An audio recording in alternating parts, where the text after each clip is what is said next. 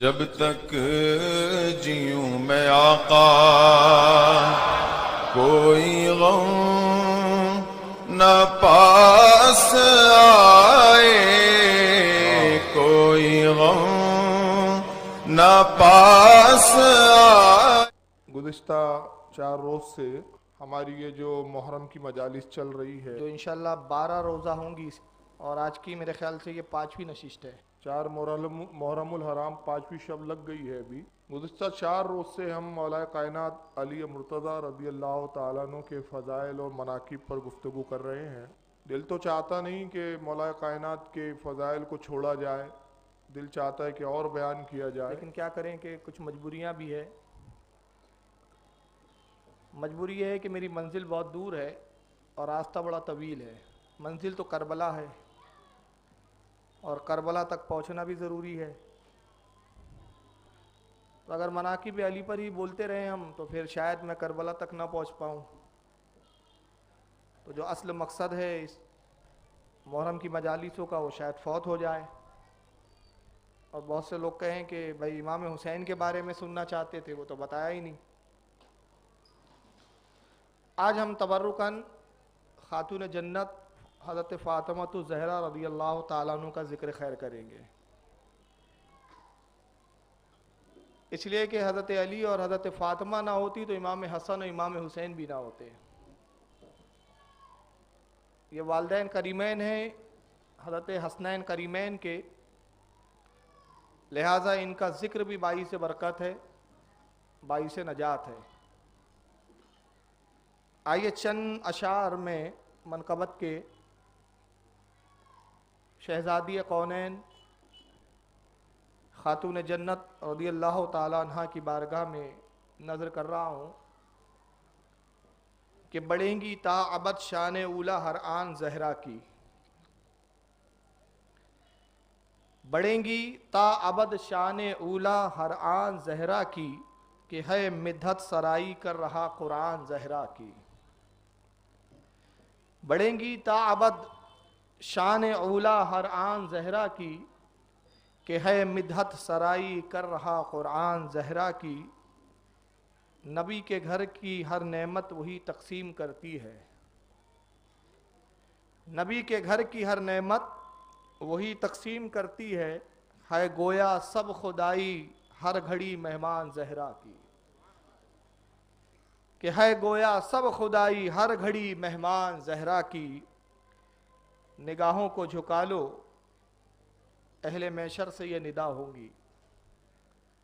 اللہ کے رسول کی حدیث ہے کہ جب میری بیٹی خاتون جنت جب محشر میں تشریف لائیں گی اور جنت کی طرف جا رہی ہوں گی تو فرشتے ندا کریں گے کہ اے اہل محشر اپنی نگاہوں کو جھکا لو کہ رسول اللہ کی شہزادی کا گزر ہو رہا ہے، اور 70,000 حوروں کے جھرمٹ میں شہزادی کونین جنت کی طرف تشریف لے جائیں گی۔ تو اسی منظر کو یوں کہتا ہے شاعر کہ نگاہوں کو جھکا لو اہل محشر سے یہ ندا ہوں گی، سواری خلد میں جائیں گی جب جیشان زہرا کی، سواری جب خلد میں جائیں گی جب جیشان زہرا کی، اور جبھی تو کٹ کے بھی کربل میں سر ان کا رہا اونچا، جبھی تو کٹ کے بھی کربل میں سر رہا ان کا اونچا، کہ تھی شبیر میں غیرت علی کی اور آن زہرا کی، کہ تھی شبیر میں غیرت علی کی اور آن زہرا کی۔ بیاں کیا شان ہو بنت نبی کی تجھ سے اے سائم، بیاں کیا ہو شان بنت نبی کی تجھ سے اے سائم، کہ تھے چکی پیستے حور و ملک اور رضوان زہرا کی۔ آئیے درود شریف پڑھے، اللہم صلی اللہ سیدنا مولانا محمد عدد ما فی علم اللہ صلاۃ دائمۃ بدوام ملک اللہ صلی اللہ تعالی علیہ وسلم۔ محترم حضرات، پروردگار عالم نے اپنے نبی پاک صلی اللہ علیہ وسلم کو بہت عظیم و شان و عظمت کے ساتھ اس دنیا میں مبعوث فرمایا۔ پوری کائنات میں نبی پاک صلی اللہ علیہ وسلم سے نہ کوئی حسین و جمیل پیدا ہوا، نہ شان و مرتبے میں کوئی رسول اللہ کی طرح ہو سکتا ہے۔ پروردگار عالم نے اپنے رسول کو بے مثال پیدا فرمایا، اور ایسا بے مثال فرمایا کہ کوئی عیب اپنے محبوب میں رکھا ہی نہیں۔ اللہ کے رسول ہر عیب سے پاک تھے، سراپا آپ خوبیاں ہی خوبیاں تھے۔ نبی پاک صلی اللہ علیہ وسلم کے پیر کے ناخن سے لے کر سر اقدس کے بال تک پورا جسم حتر خوبیوں کا مرکز تھا۔ آپ ظاہراً بھی خوبیوں کے حامل تھے، باطناً بھی خوبیوں کے حامل تھے۔ حضرت حسان رضی اللہ تعالیٰ عنہ نے اس کی بڑی بہترین عکاسی کی، اور جب یہ عکاسی کر رہے ہیں رسول اللہ کی حسن سراپا کی، جو ظاہراً ہے، جو حضرت حسان نے دیکھا، اور رسول اللہ کا جو حسن تھا وہ 70,000 حجابات میں تھا۔ علماء کرام نقل کرتے ہیں کہ اپنے محبوب کو پروردگار نے 70,000 حجابوں کے درمیان میں 70,000 حجابوں کے پردے کی آڑ میں بھیجا۔ امت اور رسول کے درمیان میں 70,000 غیبی حجابات تھے، غیبی پردے تھے۔ حقیقت محمدی اللہ اور اس کے رسول کے سوا کوئی نہیں جانتا۔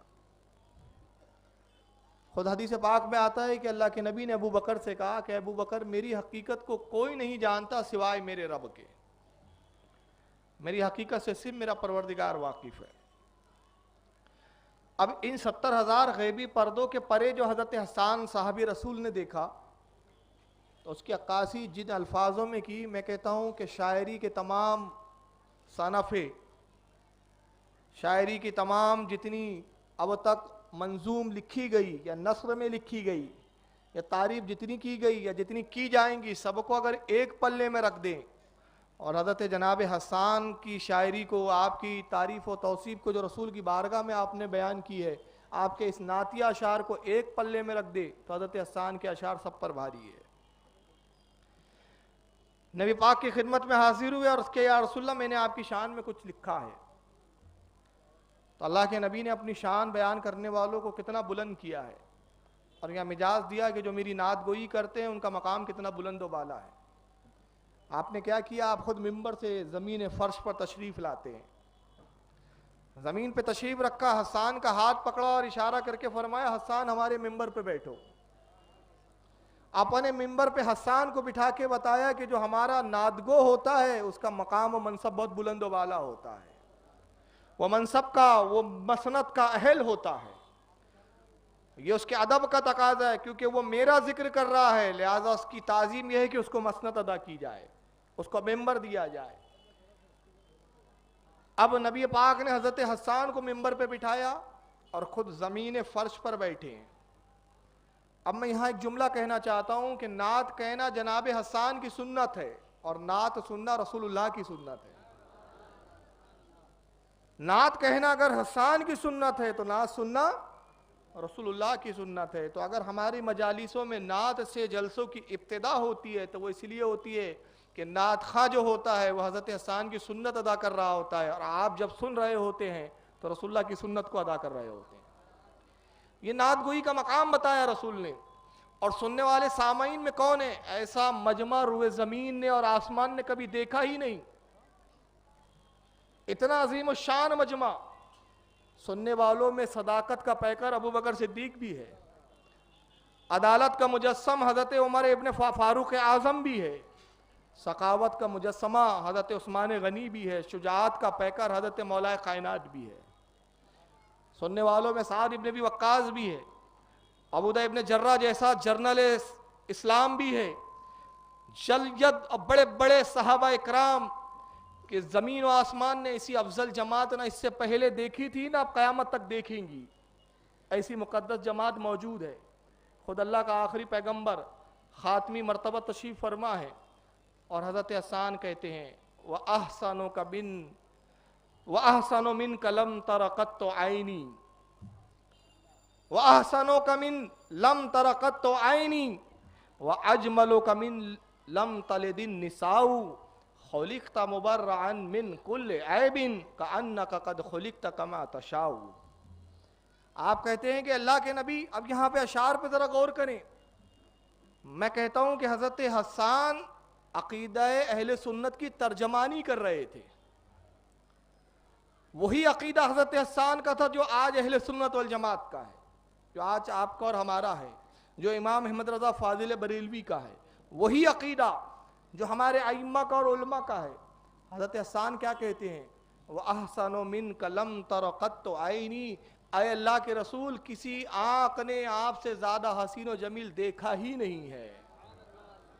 کسی آنکھ نے آپ سے زیادہ حسین آج تک دیکھا ہی نہیں ہے. کوئی ایسی آنکھ نہیں کہ جو دعویٰ کرے کہ ہم نے نبی سے بھی زیادہ کوئی افضل دیکھا ہے. وَأَجْمَلُ مِنْكَ لَمْ تَلِدِ النِّسَاءُ، کسی عورت نے آپ سے زیادہ بہترین بچہ پیدا کیا ہی نہیں ہے.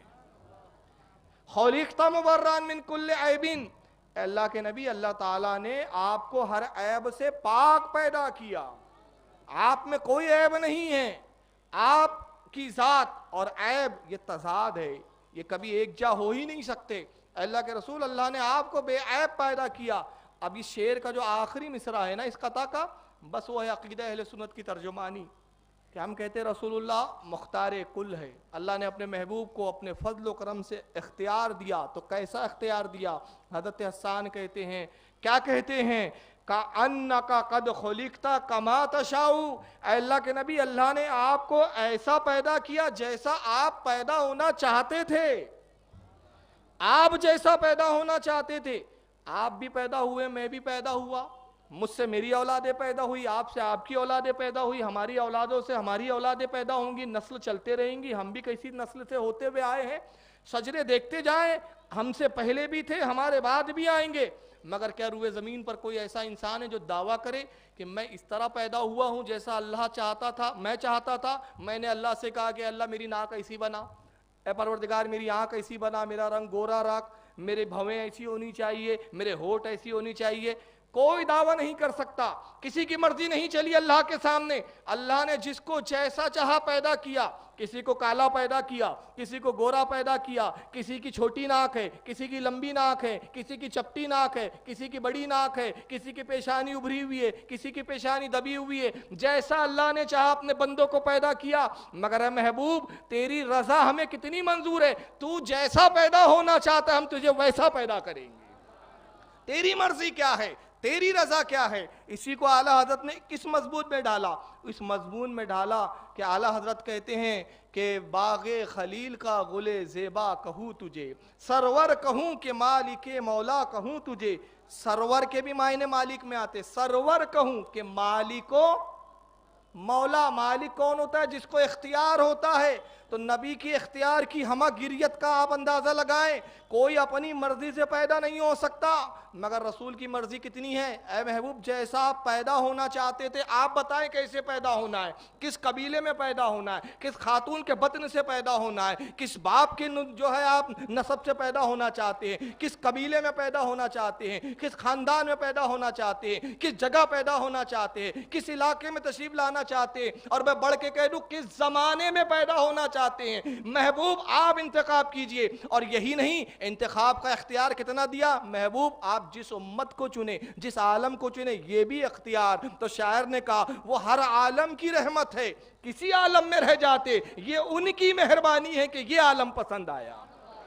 یہ ان کی مہربانی ہے، انہوں نے مہربانی کی. اللہ نے کہا محبوب اختیار. تو اب کیا ہمیں فخر نہیں کرنا چاہیے کہ اپنے امتی میں اللہ کے رسول نے ہمیں چن لیا، ہم میں آنا پسند فرما لیا، ہمارے بیچ مبعوث ہونا پسند فرما لیا. قیامت تک، زندگی کی آخری سانس تک، بلکہ قیامت تک قبر کے اندر بھی اگر ہوش و حواس برقرار رہے تو اگر ہم صرف اس بات پہ شکر ادا کرتے رہے، رب کائنات تو نے نعمت دی، تیرا شکر ہے. تو نے پالا پوسا بڑا کیا، شکر ہے. کھلایا پلایا، شکر ہے. یہ سب شکر. مگر تمام شکر کے سامنے تو نے اپنے محبوب کی امت میں پیدا کیا، اس سے بڑا کوئی شکر نہیں ہو سکتا، اس سے بڑی کوئی نعمت نہیں ہو سکتی، اس سے بڑا کوئی انعام نہیں ہو سکتا کہ تو نے اپنے محبوب کی امت میں پیدا کیا. اسی کو اعلیٰ حضرت کہتے ہیں سرور کہوں کہ مالک و مولا کہوں تجھے، باغ خلیل کا گل زیبا کہوں تجھے.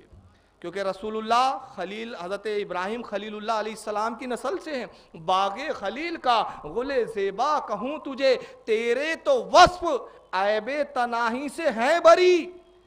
हज़रत हसन ने अर्ज किया था खौलिकता मुबर्रन मिन कुल्ले ऐबिन, अल्लाह के नबी, अल्लाह ने आपको हर ऐब से पाक किया। और आला हज़रत उन्हीं की फजल करम से, उन्हीं की इनायतों से कहते हैं तेरे तो वस्फ ऐबे तनाही से है बरी, हैरान हूं मेरे शाह मैं क्या क्या कहूं तुझे, हैरान हूं मेरे शाह कि क्या क्या कहूं तुझे, लेकिन रजा ने खत्म सुखन इस पे कर दिया, खालिक का बंदा खल्क का आका कहूं तुझे। और ये अंदाज देखे आला हजरत का, लोग इल्ज़ाम लगाते हैं कि ये साहब इश्क़ रिसालत में तजावुज़ करते थे, इतना तजावुज़ किया कि साहब शिर्क की हदों को पार कर गया। मैं कहता हूँ तुम शिर्क की डेफिनेशन को नहीं समझ सके, तुम्हें तौहीद नहीं मालूम। आला हजरत से बढ़कर तौहीद किस क्या होंगी, कैसे तौहीद का बैलेंस कायम किया आला हजरत ने। क्या कहा, खालिक का बंदा, बंदा कभी खुदा के बराबर नहीं होता, बंदा बंदा होता है, खालिक खालिक होता है, खालिक का बंदा खल्क का आका कहूं तुझे। अब खल्क में क्या है, अर्श भी है, आसमान भी है, लौह भी है, कलम भी है, फरिश्ते भी है, जिन्नात भी है, हैवानात भी है, इंसान भी है, अंबिया भी है, औलिया भी है, सहाबा भी है, सुलहा भी है, अइम्मा भी है, उलमा भी है, सुलहा भी है, तमाम ये खल्क है, ये कायनात है। और अल्लाह कह रहे कायनात का तू आका है, तेरी शान है कि सबका आका तू, सबसे तेरा वजूद, मगर तेरा वजूद परवरदिगार आलम के फजल का मरहून मिन्नत। तू खुदा का बंदा है मगर पूरी कायनात का खालिक है। अगर इस पर बात करें तो बड़ी तवील गुफ्तगू होंगी। इंशाअल्लाह कभी मिलादुन नबी में हाजिर होने का मौका मिला तो मैं अपने नबी की फजीलत बताऊंगा। मौजू मेरा अहले बैत है, उस पर मुझे बहुत जल्दी आना है। सिर्फ मैं इतना अर्ज करता चलूँ कि ज़ाहिरन भी नबी मुक़द्दस, बातिनन भी नबी मुक़द्दस, ज़ाहिरन भी पाक, बातिनन भी पाक, ज़ाहिरन भी बेऐब, बातिनन भी बेऐब। और कितने बेऐब। अब कोई कहेगा लोगों ने ऐब की जब जुस्तुजू की, बड़ा अजीब बात है। एक जमात को अल्लाह ने इतना नवाजा कि वो अपने नबी की सिर्फ खूबियां ढूंढते रहते हैं। इशारा समझते चले। एक जमात वो जो अपने नबी की खूबियां ढूंढती है, वो कौन है? अल्हम्दुलिल्लाह हम है। हमने जब भी नबी के बारे में कुछ देखना चाहा, हमने अपने महबूब की खूबियों को तलाश किया। मगर अल्लाह की लानत एक जमातों पे ऐसी पड़ी, इन्होंने जब भी कुरान देखा तो नबी का कोई ऐब मिल जाए, हदीस तलाश की तो कुछ ऐब मिल जाए। जब भी खिताब हुआ तो कहा नबी ये नहीं जानते थे, नबी को ये नहीं मालूम था, नबी को वो पता नहीं था, नबी में ये ऐब था, नबी हमारी तरह थे, नबी हमारी तरह खाते थे, नबी हमारी तरह पीते थे। मैं कहता हूँ इस पर बड़ी लंबी तवील तकरीर की ज़रूरत है, वक्त मेरे पास उतना नहीं है। मैं सिर्फ चंद बातें बता देता हूँ जो लवाजमात इंसान से जिसका ताल्लुक है, जो बाज़ाहिर इंसान के लिए ऐब है। ऐब क्या है मालूम है? आप खाना खाते हैं और फिर नजासत की शक्ल में निकाल देते, ये ऐब है।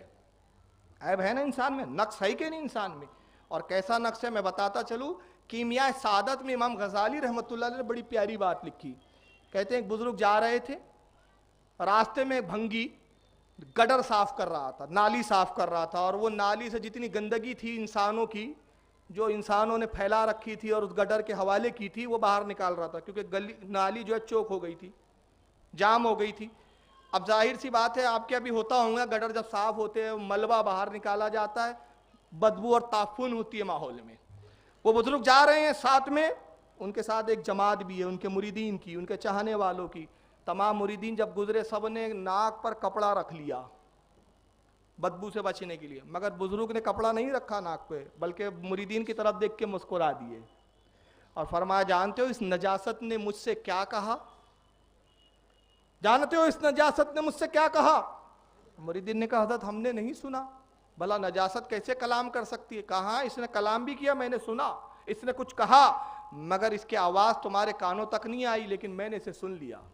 कहा अच्छा हुजूर क्या कहा? इस नजासत ने कहा कि ए मुर्शिद कामिल, ए मुर्शिद हक, या आपके मुरीदीन हैं जो मुझसे पीछा छुड़ाना चाहते हैं, मुझसे इतनी नफरत करते हैं कि जो मुझसे हवा निकल रही है, जो मुझसे खारिज हो रहा है, जो एक ताफून है, एक बदबू है, एक एटमॉस्फेयर में जो एक खराबी आ गई है, इससे बचना चाहते हैं, नाक पे कपड़ा रखना चाहते हैं।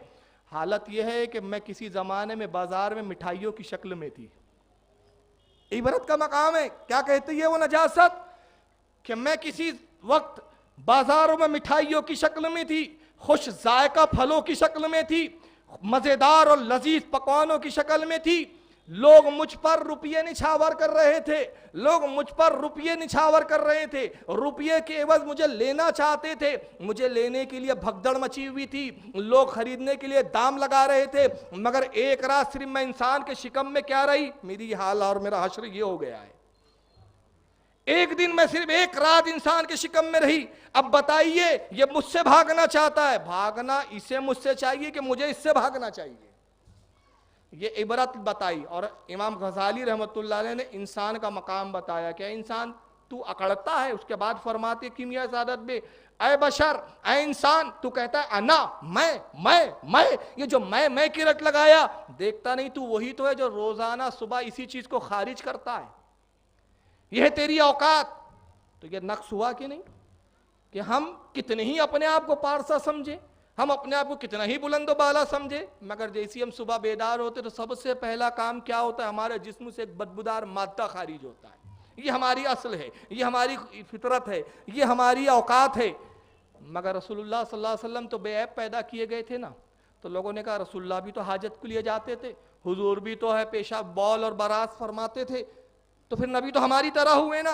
मगर कहता हूँ आओ देखो नबी को अल्लाह ने कैसे बेऐब पैदा किया, कैसे बेऐब पैदा किया। उम्मे ऐमन का बयान है, फरमाती है ये कनीज है, लौंडी है रसूलुल्लाह की। एक मरतबा सरकार बीमार थे और रसूलुल्लाह की तबीयत अलील थी, रात में आपको पेशाब की हाजत पेश आई। आपने अपना बौल मुकद्दस एक प्याले में फरमाया। बौल कहते हैं पेशाब को, सरकार के पेशाब को भी उलमा पेशाब नहीं कहते, अदबन बौल शरीफ कहते हैं।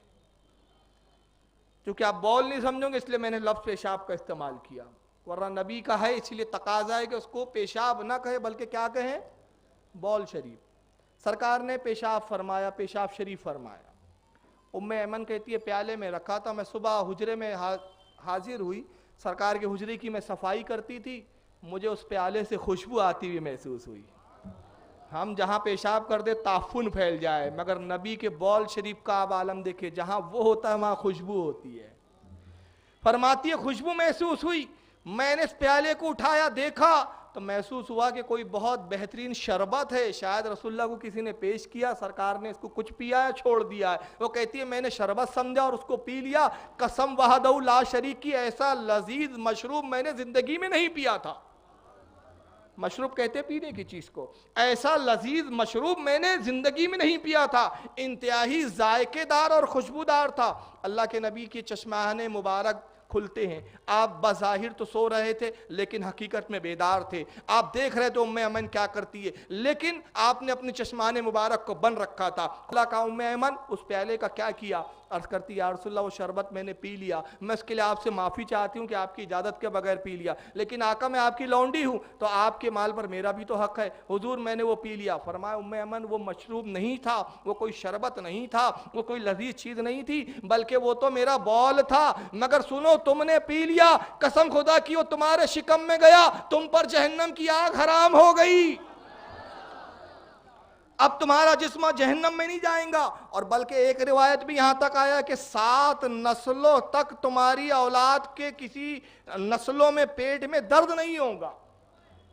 तो नबी के पेशाब की बराबरी नहीं हो सकती। आइए हजरत अब्दुल्ला इब्न जाबिर रदी अल्लाह तआला, जाबिर बिन अब्दुल्ला रदी अल्लाह तआला, वो फरमाते मैं रसूलुल्लाह के साथ था एक मरतब सफ़र में, सरकार सल्लल्लाहु अलैहि वसल्लम ने इरशाद फरमाया जाबिर वो दरख्त देख रहे हो, बहुत सारे दरख्त लगे हुए थे। अर्ज़ किया या रसूलल्लाह देख रहा हूँ। इरशाद फरमाया जाओ दरख्तों से कहो कि आपस में मिल जाए, उनसे कहो कि आपस में मिलकर एक दीवार की शक्ल इख्तियार कर ले, एक आड़ बना ले, ताकि मैं जाके क़ज़ाए हाजत करूँ, यानी पाखाना शरीफ, उसको बरास कहते हैं। सरकार तशरीफ़ ले गए। हज़रत जाबिर कहते हैं मैंने एक प्याले, बड़े से प्याले में एक बड़े से कशकोल वगैरह जो भी था उसमें पानी भी ला दिया, ताकि सरकार जो है अपना जिस्म मुबारक भी साफ़ कर ले, वज़ू भी कर ले। हज़रत जाबिर इब्न अब्दुल्ला कहते हैं मैं दरख्तों के करीब गया और कहा मैं ऐ दरख्तों, ऐ शजर, अल्लाह के रसूल का हुक्म है कि आपस में जुड़ जाओ। कहते मेरा कहना था कि दरख्त अपनी जड़ों से उखड़ते और आपस में मिलना शुरू हो गए और ऐसे मिले कि एक दीवार कायम हो गई। सरकार उसके पीछे तशरीफ़ ले गए, हाजत क़ज़ाए हाजत फरमा रहे। हज़रत जाबिर बिन अब्दुल्ला कहते कि मेरे दिल में इरादा हुआ कि रसूलुल्लाह के जिस्म से जो कुछ खारिज होगा मैं उसको खा लूँगा। क्या सोच रहे हैं? रसूलुल्लाह के जिस्म से जो कुछ खारिज होगा मैं उसको खा लूंगा। कहते कि अल्लाह के नबी ने क़ज़ाए हाजत से फरागत हासिल की, सरकार बाहर तशरीफ लाए, उसके बाद आपने वुज़ू किया। कहते मैं उस जगह गया तो कसम परवरदिगार की मैंने खुशबू के अलावा वहां कोई चीज को ना पाया, बस एक महक थी, बाकी कुछ भी नहीं था। मैंने अर्ज किया या रसूलल्लाह क्या आपने हाजत नहीं फरमाई, क्या आपने यहाँ बराज नहीं किया? अल्लाह के रसूल ने फरमाया अब्दुल्ला मैंने किया, ऐ जाबिर मैंने किया, मगर सुनो जमीन कब अच्छी चीज को छोड़ती है जो तेरे लिए कुछ रखा जाता। जमीन अच्छी चीजों को नहीं छोड़ती। उम्मुल मोमिन हजरत आयशा सिद्दीका फरमाती है कि अल्लाह के नबी सल्लल्लाहु अलैहि वसल्लम हाजत के लिए तशरीफ ले जाते और उसके बाद जब हम अज़वाज मोहतरात जाती देखती कि रसूलुल्लाह से क्या खारिज हुआ, कसम खुदा की आज तक हमने रसूलुल्लाह के बरास को नहीं देखा, पाखाना शरीफ को नहीं देखा। पूछा गया उम्मुल मोमिनीन क्या नबी पाक हाजत नहीं करते थे? कहा करते थे, मगर नबियों का मोजेज़ा ये है कि जब आप करते तो ज़मीन फूलती फटती, आपका बरास दाखिल होता, ज़मीन मिल जाया करती। ये नबी के बरास शरीफ का हाल है। अब यहाँ एक जुमला मैं बताना चाहता हूँ कि नबी के पाखाने क्या, देखिए हज़रत जाबिर क्या कहते, या रसूलल्लाह मैंने इरादा किया कि जो कुछ आपसे खारिज हो उसको खा लूँ। तो नबी ने फरमाया कि ज़मीन अच्छी चीज़ को कब छोड़ती है? गोया नबी ने ये तो बता दिया कि अंबिया के पाखाने पाक होते हैं, अंबिया के बौल और बरास पाक होते। ये नहीं कहा ऐ जाबिर वो तो हराम है, हराम अशिया खाने का तुमने इरादा कैसे कर लिया, ये नहीं कहा। इसी बिना पर उलमा अहले सुन्नत का इजमा है, जिसको इमाम काजी अयाज ने किताबुश शिफा के अंदर नकल किया, इमाम जलालुद्दीन सयूती ने खसाइसुल कुबरा में, और इमाम अहमद इब्न शहाबुद्दीन अहमद कस्तलानी ने अल मवाहिबुल लदनिया के अंदर नकल किया। तमाम अइम्मा फरमाते हैं कि इस पर उलमा अहले सुन्नत का इजमा है कि नबी के बौल शरीफ भी पाक, नबी के जो है बरात शरीफ भी पाक, हत्ता कि नबी के नुतफे भी पाक, हर चीज पाक है नबी की। तो आप अंदाजा लगाइए कि वो चीज जो हमारे लिए है, जो चीज हमारी नजासत का सबब, जो चीज नापाक, नबी की वो चीज भी पाक। तो जब वो चीजें पाक है तो नबी खुद कितना सरापा पाक, कितना बेऐब। और एक मशहूर वाक़या है, गालिबन हज़रत बिलाल है या ज़ैद इब्न हारिस है, अभी सहाबी का नाम मुझे अभी जहन में नहीं आ रहा, लेकिन मुतबर वाक़या है, मुतअद्दिद किताबों में है। अल्लाह के नबी सल्लल्लाहु अलैहि वसल्लम ने एक बार फसद खुलवाई। फसद खुलवाना एक रग फाड़ी जाती है जिस्म के एक हिस्से की, ये बेहतरीन और जो काबिल तबीब होते हैं ये उनका काम होता है, ये अमराज के इलाज के लिए किया जाता है। आजकल तो फसद वाले कोई मिलता नहीं है, कुछ खून निकाल दिया जाता है जो हकीम और तबीब के नज़दीक फासिद खून होता है, गंदा खून होता है जिसको आप बोले। हालांकि रसूलुल्लाह तो सरापा पाक है, मगर अपनी सुन्नत कायम करने के लिए कि इस तरह से भी इलाज करना जायज़ है, ये जाहिर करने के लिए और उसको सुन्नत बनाने के लिए नबी पाक ने फसद खुलवाई। तबीब ने एक प्याले में खून जमा किया, आपने गालिबन हज़रत बिलाल थे, उनसे कहा कि बिलाल जाओ और इस खून को कहीं छोड़ाओ।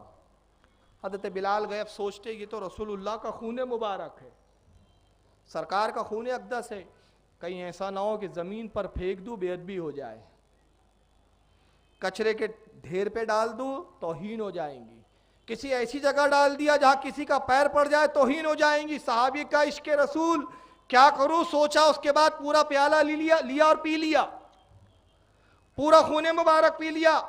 अब कुरान कहता है खून हमने तुम पर हराम किया, बहता हुआ खून, मुर्दार, सूअर का गोश्त और वो जानवर जिसके ज़बा के वक्त गैरुल्लाह का नाम पुकारा गया हो। कुरान ने इसकी हुर्मत का जिक्र किया कि यह नाजायज़ और हराम है, सख्त हराम है, सूअर का गोश्त हराम, खून हराम, और इसका जिक्र सूअर के गोश्त के साथ किया जा रहा है, बहते हुए खून का जिक्र सूअर के साथ किया जा रहा है। मतलब बताया जाए हुर्मत में कितना शदीद है, ये नाजायज़ और हराम होने में कितना शदीद है। मगर ये तो हमारे खून के बारे में, लेकिन नबी पाक क्या हुक्म सादिर करते हैं। जब वो सहाबी आते, रसूलुल्लाह ने पूछा ऐ मेरे सहाबी है बिलाल क्या किया उस खून का? तब ये कहते कि यार रसूलुल्लाह मैंने फेंका नहीं, हुक्म तो सरकार का था कहीं रख दे कहीं डाल दे, तो हुक्म की उदूली हो जाएंगी कि रसूलुल्लाह ने कहा डाल दे और तूने डाला नहीं, अगर कहूँ कि डाला नहीं फेंका नहीं तो झूठ होगा। तो बिलाल क्या जवाब देते, या रसूलुल्लाह मैं उसे गायब कराया, मैंने गायब कर दिया, गायब हो गया ना, दिख कहाँ रहा है। अल्लाह के नबी मुस्कुराए, कहा बिलाल तूने उसे पी लिया और कसम खुदा की तूने नबी के खून को अपने शिकम में जगा दी, तुझ पर जहन्नम की आग हराम हो गई। تو یہ وہ چیزیں ہیں. نبی کا لعاب بھی پاک, نبی کا خون مبارک بھی پاک, نبی کا بول شریف بھی پاک, نبی کا براز شریف بھی پاک. تو نبی کے جسم سے ایسے مادے جو خارج ہوتے ہیں جو ہمارے ناپاک, وہ بھی نبی کے پاک. تو جو نبی کا خون ہو, جو نبی کا گوشت ہو, جو نبی کا حصہ ہو, جو نبی کے نور سے ہو, جو نبی کے نطفے سے ہو, وہ کتنے سراپا پاک ہوں گے. اسی لیے اللہ کے نبی نے کہا حسین و منی و انا من حسین, حسین مجھ سے ہے اور میں حسین سے ہوں. اور اپنی بیٹی فاطمہ کے لیے فرمایا کہ فاطمہ میرا گوشت ہے, فاطمہ میرا خون ہے. اور علی کے تعلق سے فرمایا علی اور میری تخلیق ایک ہی نور سے ہوئی ہے, سب کا وجود میرے وجود مبارک سے. گویا دوسرے لفظوں میں کہہ رہے ہیں کہ جس طرح میں پاک ویسے میرے اہل بیت پاک, جس طرح میں قابل تعظیم ویسے اہل بیت قابل تعظیم, جیسے میری عظمت ویسے اہل بیت اطہار کی عظمت. یہی وجہ ہے کہ انہیں کہا جاتا ہے اہل بیت اطہار. نبی کی شہزادی کا وجود کہاں سے ہے, کہاں سے ہے نبی کی اصل؟ آئیے میں بتاؤں کہ اللہ کے نبی معراج پہ تشریف لے جاتے ہیں. سرکار تشریف لے گئے معراج پر, جبریل نے جنت بھی دکھائی, دوزخ بھی دکھائی, انبیاء سے بھی ملاقات ہوئی, فرشتوں سے بھی ملاقات ہوئی. جب جنت کی سیر کر رہے اللہ کے رسول, پوری جنت کی جب سیر کر لی اور پھر جنت دوزخ سب کی سیر کرنے کے بعد بارگاہ خداوندی میں حاضر ہوئے. بارگاہ خداوندی سے انعام و اکرام اور تحائف دیے گئے. معراج کے واقعات میں سنا, آپ نے علماء سے سنا ہوگا کہ اللہ تعالیٰ نے اپنے محبوب کو تحفہ دیا. 2 تحفے دیے گئے. ایک تحفے کے بارے میں تو بہت سنا ہوگا, میں آج دوسرا تحفہ بتا رہا ہوں. اللہ نے اپنے محبوب کو خصوصی طور پر 2 تحفے عنایت فرمائے. ایک تحفہ تو نماز تھا جو امت کے لیے تھا. 50 وقت کی نماز کم ہوتے ہوتے 5 پر آ گئی اور کہا گیا 5 پڑھیں گی 50 کا ثواب پائیں گی. اس پر بھی ایک بات یاد آ رہی ہے تو میں عرض کر دیتا ہوں. ہمارے علاقے میں ایک مولوی صاحب آئے, کسی اور جماعت سے تعلق تھا, کہنے لگے کہ احمد رضا پاگل تھا. بولے معاذ اللہ, تقریر میں بولا ہے, میرے پاس اس کی ویڈیو بھی ہے. کہا وہ پاگل تھا بولے احمد رضا. آپ پوچھو گے بولے کیسے, تو سنو. بولے اس نے لکھا مصطفیٰ جان رحمت پہ لاکھوں سلام. بولتا ایک بار سلام ہے, بولے لاکھوں جاتا ہے کیا؟ بولے تو یہ رب کی رحمتوں سے مایوس لوگ ہیں. میں کیا کہہ رہا ہوں سنیں, آپ نے غور نہیں کیا جملے پہ. یہ رب کی رحمتوں سے مایوس لوگ ہیں. ہم اپنے رب کو بخیل تھوڑی جانتے ہیں. جب ہم رسول کو بخیل نہیں جانتے تو رب کو کہاں سے بخیل جانیں گے؟ یہ مایوس لوگ ہیں. تو میں نے جواب دیا تھا ایک جلسے میں, میں نے کہا کہ جناب بڑی عجیب آپ کی فطرت ہے. اعلیٰ حضرت نے کہا مصطفیٰ جان رحمت پہ لاکھوں سلام. کہا سلام ورڈ ایک ہی بار آیا, کہا اللہ لاکھوں, تم تو لاکھوں پہ اٹکے. امام جلال الدین سیوطی نے ایک درود شریف لکھا. درود شریف کیا ہے؟ اللہم صلی علی سیدنا مولانا محمدین عدد ما فی علم اللہ صلاۃ دائما بدوام ملک اللہ. فرماتے جو ایک بار پڑھیں گا 6 لاکھ کا ثواب ملیں گا. درود لکھی ہے, ایک بار پڑھو 1 لاکھ کا ثواب. بعض درود ہوا ہے کہ جس کے بارے میں حدیث میں آیا کہ ایک بار پڑھو تو حالت یہ ہے کہ اللہ تعالیٰ ایک فرشتے کو حکم دیتا ہے, جس کو ہم درود جمعہ بولتے ہیں. ابن ماجہ کی حدیث ہے, درود امی بھی کہا گیا. صلی اللہ علی النبی الامی وعلی آلہ واصحابہ صلاۃ و سلام علیک یا رسول اللہ. اس درود کے بارے میں ابن ماجہ میں ہے کہ اللہ کے نبی فرماتے ہیں کہ جب بندہ کوئی جمعے کے روز یہ درود مجھ پر بھیجتا ہے تو اللہ ایک فرشتے سے وہ کہتا ہے کہ جا دریائے نور میں غوطہ لگا. فرشتہ دریائے نور میں غوطہ لگاتا ہے. اللہ فرماتا ہے پر جھٹک, اور اس کے پر کتنے ہیں؟ سرکار کہتے ہیں اگر زمین پر آئے تو ایک پر مشرق میں تو ایک مغرب میں, پوری دنیا کو ڈھانپ لے. یہ اس کے پر. نبی پاک فرماتے پر جھاڑتا ہے اور پروں سے جو پانی کے قطرات گرتے ہیں, ہر قطرے سے اللہ ایک فرشتہ پیدا کرتا ہے اور فرشتوں سے کہتا ہے کہ تم اس بندے پر رحمتیں بھیجو, اس بندے کے تعلق سے دعائیں کرو, اس بندے کی نجات کی مغفرت کی دعائیں کرو, اور میرے محبوب پر درود بھی پڑھو. وہ فرشتے درود بھی پڑھتے ہیں, بندے کے لیے مغفرت کی دعائیں بھی کرتے ہیں. اللہ کے نبی فرماتے جتنے فرشتے درود پڑھیں گے, وہ رحمت کی دعائیں کریں گے, سب کا ثواب اس درود پڑھنے والے کے نام اعمال میں لکھا جاتا ہے. پڑھا ایک بار اور ثواب کتنا ہے گن نہیں سکتے. فرشتے نہیں گن سکتے تو آپ ان کے پڑھنے کی تعداد کب تک گنو گے؟ اور قیامت تک یہ سلسلہ چلیں گا تو دنیا کا کیلکولیٹر فیل ہو جائے آپ کا. کمپیوٹر سے بھی آپ کرے حساب تو آپ کے آنکڑے جواب دے دے. تو یہ ایک بار پڑھنے کا ثواب. تو عجیب منطق تھی. قرآن میں اللہ کے رسول نے فرمایا، قرآن کے تعلق سے کہا کہ جب کوئی قرآن پڑھتا ہے ہر حرف کے بعد 10 نیکیاں، اور حضور نے مثال دی، کہا کہ الف لام میم جب بندہ پڑھتا ہے تو 30 نیکیاں، الف پڑھا 10، لام پڑھا 10، میم پڑھا 10. تو یہ تو رب کی رحمت ہے. تو دی گئی 50، ہوتے ہوتے آئی 5، کہا گیا محبوب آپ کی امت 5 پڑھیں گے، ثواب 50 کا دوں گا. ایک تحفہ یہ تھا امت کے لیے، اور ایک خصوصی تحفہ جبریل کے ذریعے رسول اللہ کو دیا گیا، خصوصی رسول کے لیے وہ تحفہ تھا، اور پھر رسول کے ذریعے پوری کائنات اور امت کے لیے بھی وہ تحفہ ہو گیا. وہ کیا تھا؟ جبریل شجر طوبہ سے، جنت کا ایک جھاڑ ہے طوبہ، اس کا ذکر ایک جگہ اور آئیں گا، اور یہ شجر طوبہ کیا ہے؟ حدیث پاک میں آیا طوبہ اتنا بڑا درخت ہے کہ اس کی جڑ، اس کی جو بنیاد ہے جنت کے درمیان میں بیچ میں، اور اس کی شاخیں، اس کی جو پھل ہے پورے جنت میں پھیلے ہوئے ہیں، اور اس میں مختلف قسم کے پھل ہیں. جنت میں بندہ بیٹھا ہوگا، خواہش کرے گا کچھ پھل کھانا چاہتا ہوں، طوبہ کا پھل وہ گر پڑے گا، ہر قسم کے پھل ہے.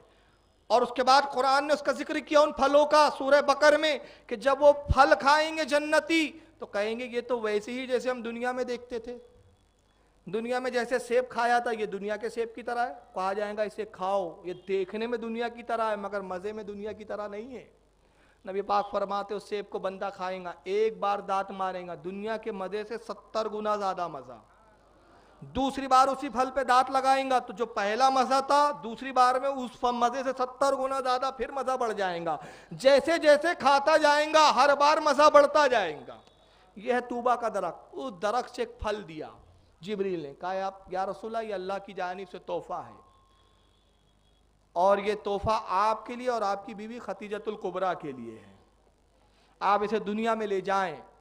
آدھا خود تناول فرمائے، آدھا جناب خدیجۃ الکبریٰ رضی اللہ تعالیٰ عنہ کو تناول کرنے کے لیے.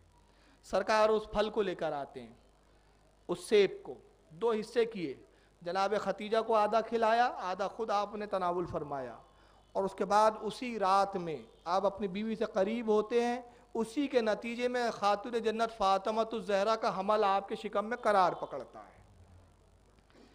حضرت خدیجۃ الکبریٰ فرماتی ہیں، حوالہ بھی نوٹ کر لیں، نزہۃ المجالس جلد نمبر 2 صفحہ نمبر 669. وہ فرماتی ہیں کہ جب فاطمہ میرے شکم میں آئی، حضرت خدیجہ کا بیان ہے، قسم خدا کی جب میں سانس لیتی تھی تو میرے سانس سے خوشبو آیا کرتی تھی. اور فرماتی ہے قسم اس رب کائنات کی جس نے محمد صلی اللہ علیہ وسلم کو حق کے ساتھ مبعوث کیا، مجھے گھر میں چراغ جلانے کی ضرورت نہیں پڑی، بلکہ میں چراغ بجھا دیتی تھی، میرے شکم سے نور ظاہر ہوتا جس سے میرا گھر پورا جگمگ جگمگ ہونے لگتا. کہتی ہے کہ میرے شکم میں اللہ اللہ کے ذکر کیا اور آوازیں آتی. اور نزہۃ المجالس میں امام عبد الرحمن الصفوری الشافعی رحمۃ اللہ علیہ یہاں تک نقل کرتے ہیں، امام نصفی رضی اللہ تعالیٰ عنہ کے حوالے سے امام نصفی جو صاحب تفسیر مدارک، جن کی تفسیر مدارک بڑی معتبر تفاسیر میں مانی جاتی ہے قرآن کے، ان کے حوالے سے روایت کرتے فرماتے ہیں کہ حضرت خدیجہ یہاں تک فرماتی ہیں کہ جب گھر میں کوئی نہیں ہوتا تو فاطمہ شکم سے مجھ سے گفتگو کیا کرتی تھی، میں اپنی بیٹی فاطمہ سے گفتگو کیا کرتی تھی. کتنی پاکیزہ تھی جناب خاتون جنت، کتنی طاہر خاتون جنت، کتنا مقدس ہے آپ کا وجود مبارک کہ ابھی ماں کے شکم میں قرار پکڑا ہی نہیں کہ اپنی ماں سے گفتگو بھی فرما رہی ہے. اور اس کے بعد فرماتی ہے کہ جب فاطمہ کے تولد ہونے کا وقت آیا، ولادت کا وقت آیا، تو میں نے اپنی کنیزوں سے کہا جاؤ عرب کی کچھ اچھی دائیوں کو لے کر آؤ. کنیزیں گئی، واپس آئی مایوس، کہا کہ کوئی دائی آنے کے لیے تیار نہیں. حالانکہ روایت مجھے تھوڑی سی عجیب لگی، لیکن بہرحال نزہۃ المجالس میں جلد نمبر 2 صفحہ 668 پہ امام عبد الرحمن نے اس کو نقل کیا جو میں بیان کر رہا ہوں. اب روایت کی کیا حیثیت ہے وہ تو حضرت امام عبد الرحمن ہی جانے، اس میں انہوں نے سند پر کوئی بات بھی نہیں کی، اگرچہ ضعیف ہی کیوں نہ ہو لیکن تھوڑی عجیب لگی مجھے. بہرحال روایت یہ بتاتے ہیں، وہ لکھتے ہیں کہ آپ نے جب کنیزوں کو بھیجا تو کنیزوں نے آنے سے انکار کر دیا. وہ کنیزوں نہیں، معاف کیجیے گا، دائیوں نے، کنیزوں کو بھیجا، دائیوں نے آنے سے انکار کر دیا. وہ خالی ہاتھ لوٹی. حضرت خدیجہ فرماتی ہے کہ کیا بات ہے، تم دائیوں کو ساتھ میں لے کر نہیں آئی؟ مجھے شدت کا درد ہو رہا ہے، بچے کے پیدا ہونے کا وقت آ چکا ہے، عنقریب وہ بچہ جو میرے شکم میں تولود ہونے والا ہے. تو کنیزوں نے کہا کہ آقا اے ہماری آقا ہم بڑی مجبور ہے، پریشان ہیں، معاملہ یہ ہے کہ ان دائیوں نے آنے سے انکار کر دیا اور کہتی ہیں کہ اس نے محمد کا دین قبول کر لیا ہے، ہمارے خداؤں کا انکار کرتی ہے، اس لیے ہم نہیں آئیں گی۔ یہ وجہ ہے۔ خدیجہ اگر محمد کا دین نہ مانتی، اپنے شوہر کے نقش قدم پر نہ چلتی تو شاید ہم آ جاتی، مگر انہوں نے اپنے شوہر کے اس دین کو مان لیا جس میں ہمارے معبودوں کو برا بھلا کہا جاتا ہے، ہمارے معبودوں کا انکار ہے، اس لیے ہم نہیں آئیں گی۔ حضرت خدیجہ پریشان تھی، سرکار حجر اقدس میں داخل ہوئے، حضرت خدیجہ کو دیکھا کہ آپ تڑپ رہی ہیں، فرمایا خدیجہ اطمینان رکھو، تم محمد صلی اللہ علیہ وسلم پر ایمان لائی، ان قریب اللہ تعالیٰ غیب سے ایسے اسباب مہیا کریں گا جہاں تم گمان بھی نہیں کر سکتی۔ چنانچہ روایت میں لکھتے ہیں کہ جناب حوا تشریف لاتی ہے، حضرت آسیہ ساتھ میں ہیں، حضرت مریم ساتھ میں ہے، حضرت عیسیٰ علیہ السلام کی جو ہے والدہ محترمہ، اور حضرت کلثوم جو حضرت موسیٰ کی ہمشیرہ ہے، جس نے جناب موسیٰ کو ایک ٹوکرے میں رکھ کے دریائے نیل میں چھوڑ دیا تھا۔ یہ ساری مومنات عورتیں، خواتین جنت سے زمین پر آتی ہے، اور کس لیے آ رہی ہے؟ خاتون جنت کی تولود ہونے کا، پیدا ہونے کا وقت قریب ہے، خدیجہ کی دائی بن کر آتی ہے۔ تو آپ نبی کی بیٹی کا اندازہ لگائیں تقدس کا، کہ جس کی ولادت کے وقت حوا جیسی نبی کی بیوی دائی ہو، اس کا مقام کتنا بلند ہوگا، کیا مقام ہوگا خاتون جنت کا۔ یہ بیویاں آ کے دائی کے فرائض انجام دیتی ہے۔ حضرت فاطمہ الزہرا کی ولادت ہوتی ہے، اور جناب فاطمہ کب پیدا ہوئی؟ اعلان نبوت کا پہلا سال۔ اب اس کو یاد رکھیں گا کیونکہ اس تعلق سے آگے کچھ میری گفتگو آئیں گی جو بڑی اہم ہوں گی۔ اعلان نبوت کا پہلا سال، حضرت فاطمہ سے پہلے بھی حضرت خدیجہ سے کچھ لڑکیاں تھیں، لڑکے بھی تھے، جتنے رسول اللہ کی صاحبزادے ہیں سب خدیجۃ الکبریٰ سے ہیں، جتنی نرینہ اور کیا کہنا چاہیے صاحبزادیاں ہیں اور صاحبزادے ہیں، سب حضرت خدیجہ سے، سوائے حضرت ابراہیم کے جو حضرت ماریہ قبطیہ سے پیدا ہوئے، ان کا ذکر انشاءاللہ اپنے موقع پر آئیں گا۔ حضرت محسن، حضرت قاسم یہ حضرت خدیجۃ الکبریٰ سے، حضرت کلثوم، حضرت زینب یہ حضرت خدیجۃ الکبریٰ سے۔ دو بہنیں پہلے اور بھی تھی، حضرت فاطمہ واحد ہے، ان کی فضیلت جو تمام بہنوں پر فوقیت رکھتی ہے وہ یہ کہ جتنے رسول اللہ کی صاحبزادیاں تشریف لائی دنیا میں یا پیدا ہوئی وہ اعلان نبوت سے پہلے واحد حضرت فاطمہ ہے کہ جب آپ تشریف لائی اس وقت جب رسول اللہ نے اعلان نبوت فرما دیا تھا، دور نبوت میں آپ پیدا ہوتی ہے۔ حضرت فاطمہ کی ولادت ہوئی تو آپ کا بچپنا بڑا مقدس بچپنا تھا۔ اللہ کے رسول نے آپ کا اپنی چچی کے نام پر نام رکھا فاطمہ۔ کیا نام رکھا؟ فاطمہ، کیونکہ آپ کو اپنی چچی سے بڑی محبت تھی۔ ابو طالب کی جو بیوی تھی، ابو طالب کی بیوی پہلے مومنہ نہیں تھی، جیسے کہ بعض آج مجھ کو کچھ لوگوں نے یہ بھی کہا کہ پرسوں یا کل یا پرسوں میرے خیال سے میں نے بیان میں کہا تھا کہ بھائی وہ بت پوجا کرتی تھی، اور جب پوجنے کے لیے جانے لگی تو حضرت علی نس دباتے تھے، جھکنے نہیں دیتے تھے، تو یہ تھوڑا سا ہضم نہیں ہوا ہمارے کچھ احباب کو۔ تو میں عرض کر دوں کہ اس کو امام عبد الرحمن صفوری نے نزہۃ المجالس میں لکھا ہے اور بھی لوگوں نے لکھا ہے۔ تو یہ اس وقت کی بات ہے جب علی پیدا ہوئے تھے، اس وقت تو اعلان نبوت کیا ہی نہیں تھا رسول اللہ نے، تو یہ سب مشرک تھے۔ سرکار نے جب اعلان نبوت فرمایا تو حضرت فاطمہ بنت اسد رسول اللہ کی جو چچی وہ ایمان لائی، اور حضور کی موجودگی میں، حضور کی زندگی میں ہی، بظاہری زندگی میں آپ کا وصال ہوا۔ اللہ کے نبی نے خود قبر مبارک کھودی اور خود اس قبر میں لیٹے تاکہ تبرک ہو جائے، برکت آ جائے، اور اپنی چچی کے لیے مغفرت کی بھی دعا کی۔ چچی کو آپ ماں کہہ کر پکارتے تھے، بڑی محبت فرماتے تھے، چنانچہ اپنے چچی کے نام پر اپنی بیٹی کا نام رکھا فاطمہ۔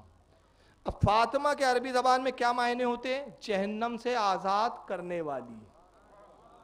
کیا معنی ہوتے ہیں؟ جہنم سے آزاد کرنے والی۔ یہ سب نکات آپ ذہن میں رکھیں۔ اب یہ معنی میں نہیں بیان کر رہا ہوں، اس کو خود اللہ کے رسول نے بیان کیے۔ یہ فاطمہ کسی لغت کے معنی کے محتاج نہیں ہے، نبی نے خود اس لفظ کے معنی تجویز فرمائے۔ چنانچہ آئی حدیث پاک عن انس بن مالک رضی اللہ تعالیٰ، حضرت انس بن مالک روایت کرتے ہیں قال قال رسول اللہ صلی اللہ علیہ وسلم، وہ کہتے ہیں کہ اللہ کے نبی صلی اللہ علیہ وسلم نے ارشاد فرمایا، سرکار ارشاد فرماتے ہیں انما سمیت ابنتی فاطمہ لان اللہ فطامها ومحبیها عن النار۔ اللہ کے نبی فرماتے لوگوں میں نے اپنی بیٹی کا نام فاطمہ اس لیے رکھا کہ اللہ تعالیٰ نے اس کے چاہنے والوں کو جہنم سے آزاد فرما دیا ہے۔ کس کو؟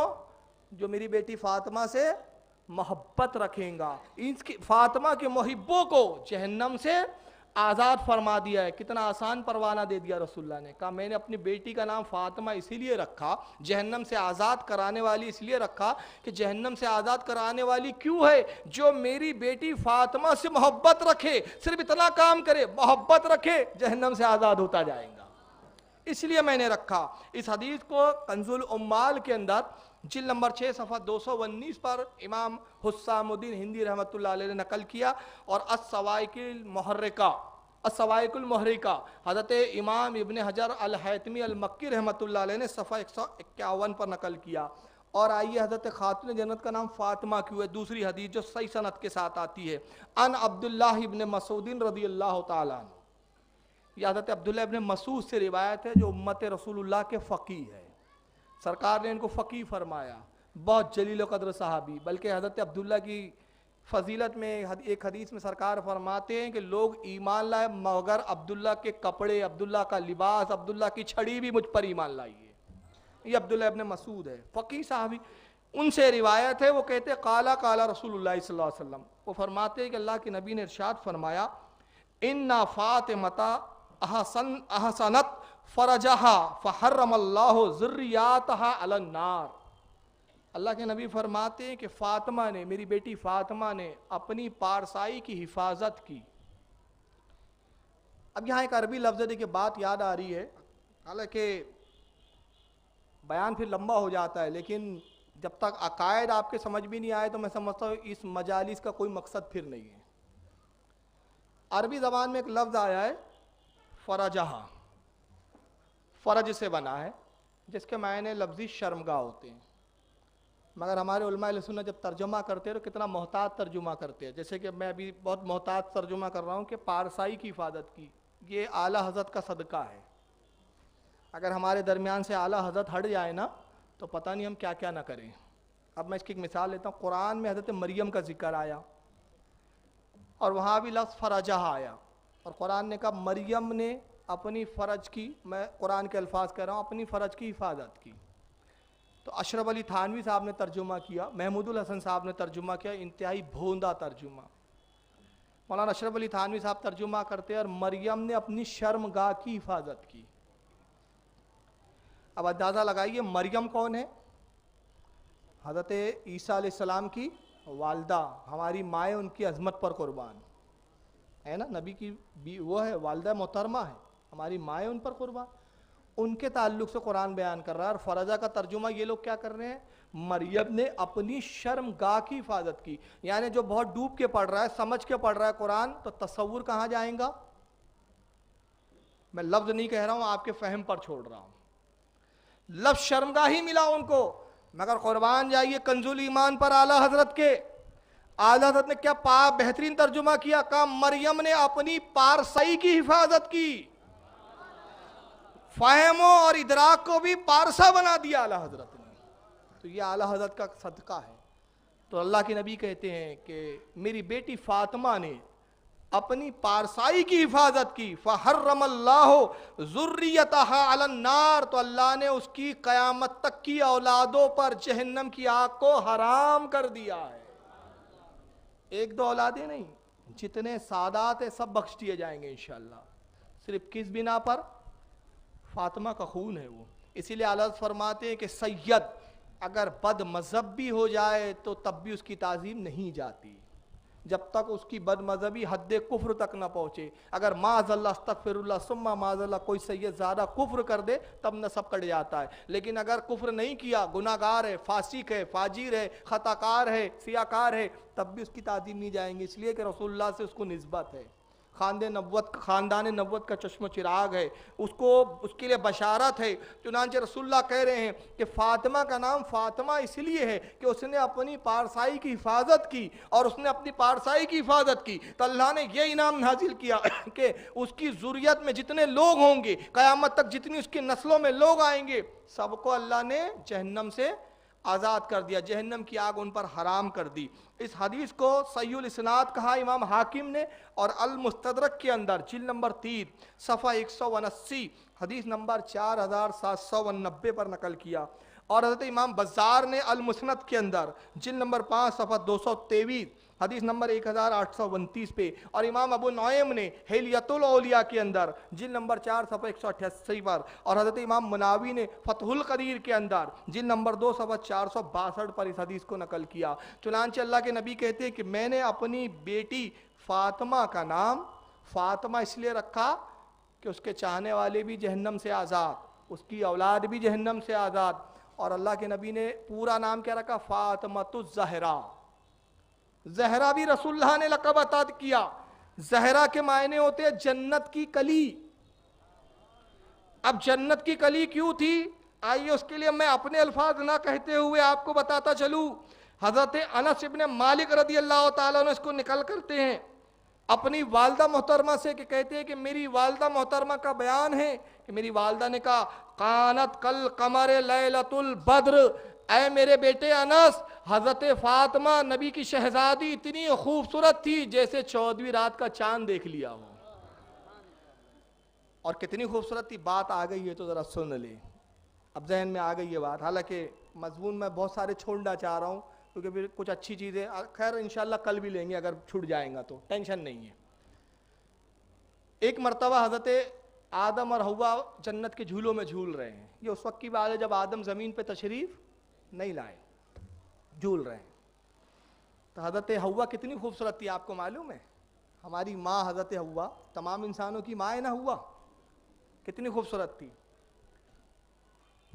آپ اس خوبصورتی کا اندازہ اس سے لگائے کہ اللہ کے رسول حدیث میں فرماتے ہیں کہ اللہ نے جو حوا کو، میری ماں حوا کو، یہ فرمایا میری ماں حوا کو جو حسن دیا تھا 100 حصے کیے حسن کے، اللہ نے جب حسن کو پیدا کیا، حسن کی تخلیق کی، 100 حصے کیے، 99 حصے میری ماں حضرت حوا کو دے دیے، 99 حصے، اور ایک حصے کو پوری کائنات کی عورتوں اور مردوں میں پھیلا دیا۔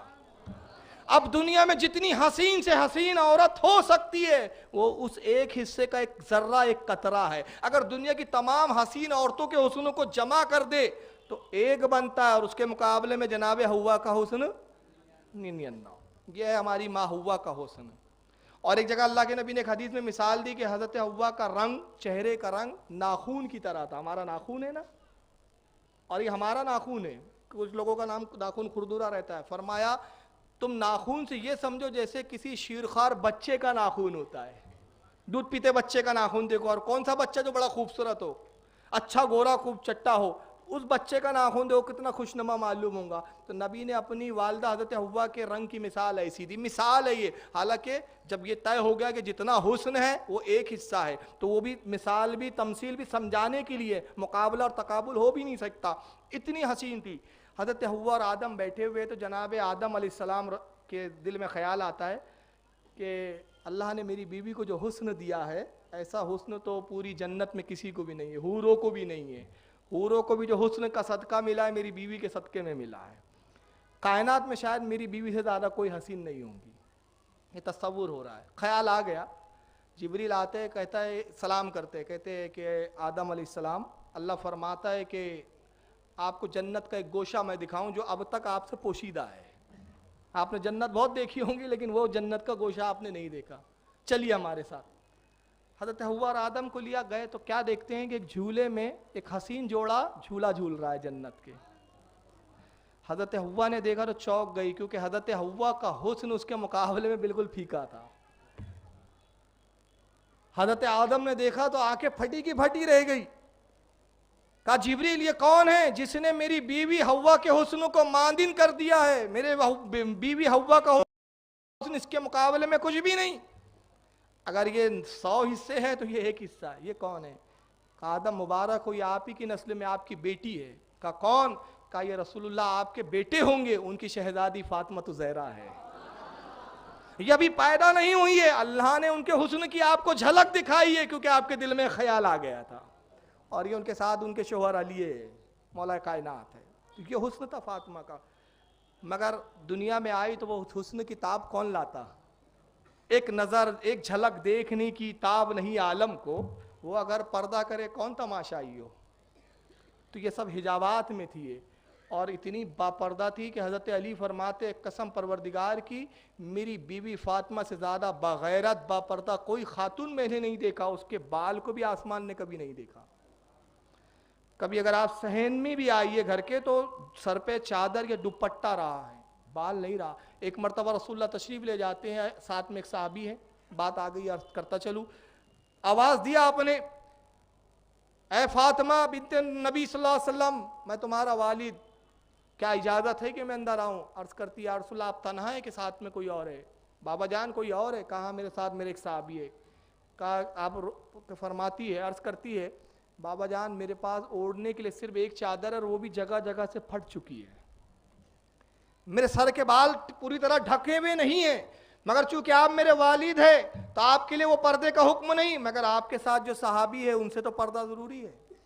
اللہ کے رسول نے اپنی چادر اقدس اندر ڈالی، حضرت خاتون جنت نے اس چادر کو اوڑھا، تب رسول اللہ اپنے صحابی کے ساتھ داخل ہوئے ہیں۔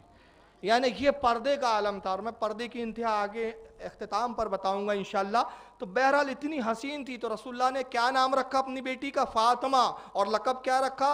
زہرا۔ زہرا کے معنی ہوتے جنت کی کلی، جنت کی کلی، اور کلی کتنی خوبصورت، کلی کس کو کہتے ہیں؟ گلاب کے پھول کی کلی دیکھا ہے آپ نے کبھی؟ پھول سے زیادہ حسین کیا ہوتی ہے؟ کلی۔ تو جنت کی کلی یہ لقب آپ نے فرمایا۔ آپ کا بچپنا بڑا مقدس، یہ عالم تھا کہ بہت کم عمری سے ہی آپ مطلب اپنے والد کی تبلیغ میں معاون و مددگار رہی۔ بہت سارے واقعات ہیں کہ جب ابو جہل اوجڑی ڈال دیتا تو آپ چھوٹی تھی، جاتی تھی اوجڑی کو گراتی تھی، اور آپ غصے کے عالم میں، جلال کے عالم میں دعائے ہلاکت کرنا چاہتی ہے، اللہ کے نبی روک دیا کرتے تھے، بیٹی میں رحمت للعالمین بنا کر بھیجا گیا ہوں، تم میری شہزادی ہو، انہیں بد دعا نہ دو، انہیں ہلاکت کی دعا نہ کرو۔ نبی کے ساتھ تبلیغ میں معاون و مددگار رہی۔ جب 9 سال کی عمر ہوتی ہے جناب فاطمہ کی، میں بہت ساری چیزیں چھوڑ رہا ہوں، جب 9 سال ہوتی ہے حضرت خاتون جنت کی، اس وقت آپ کی والدہ حضرت خدیجہ سخت علیل ہوتی ہے، اور یہ مرض الموت ہے۔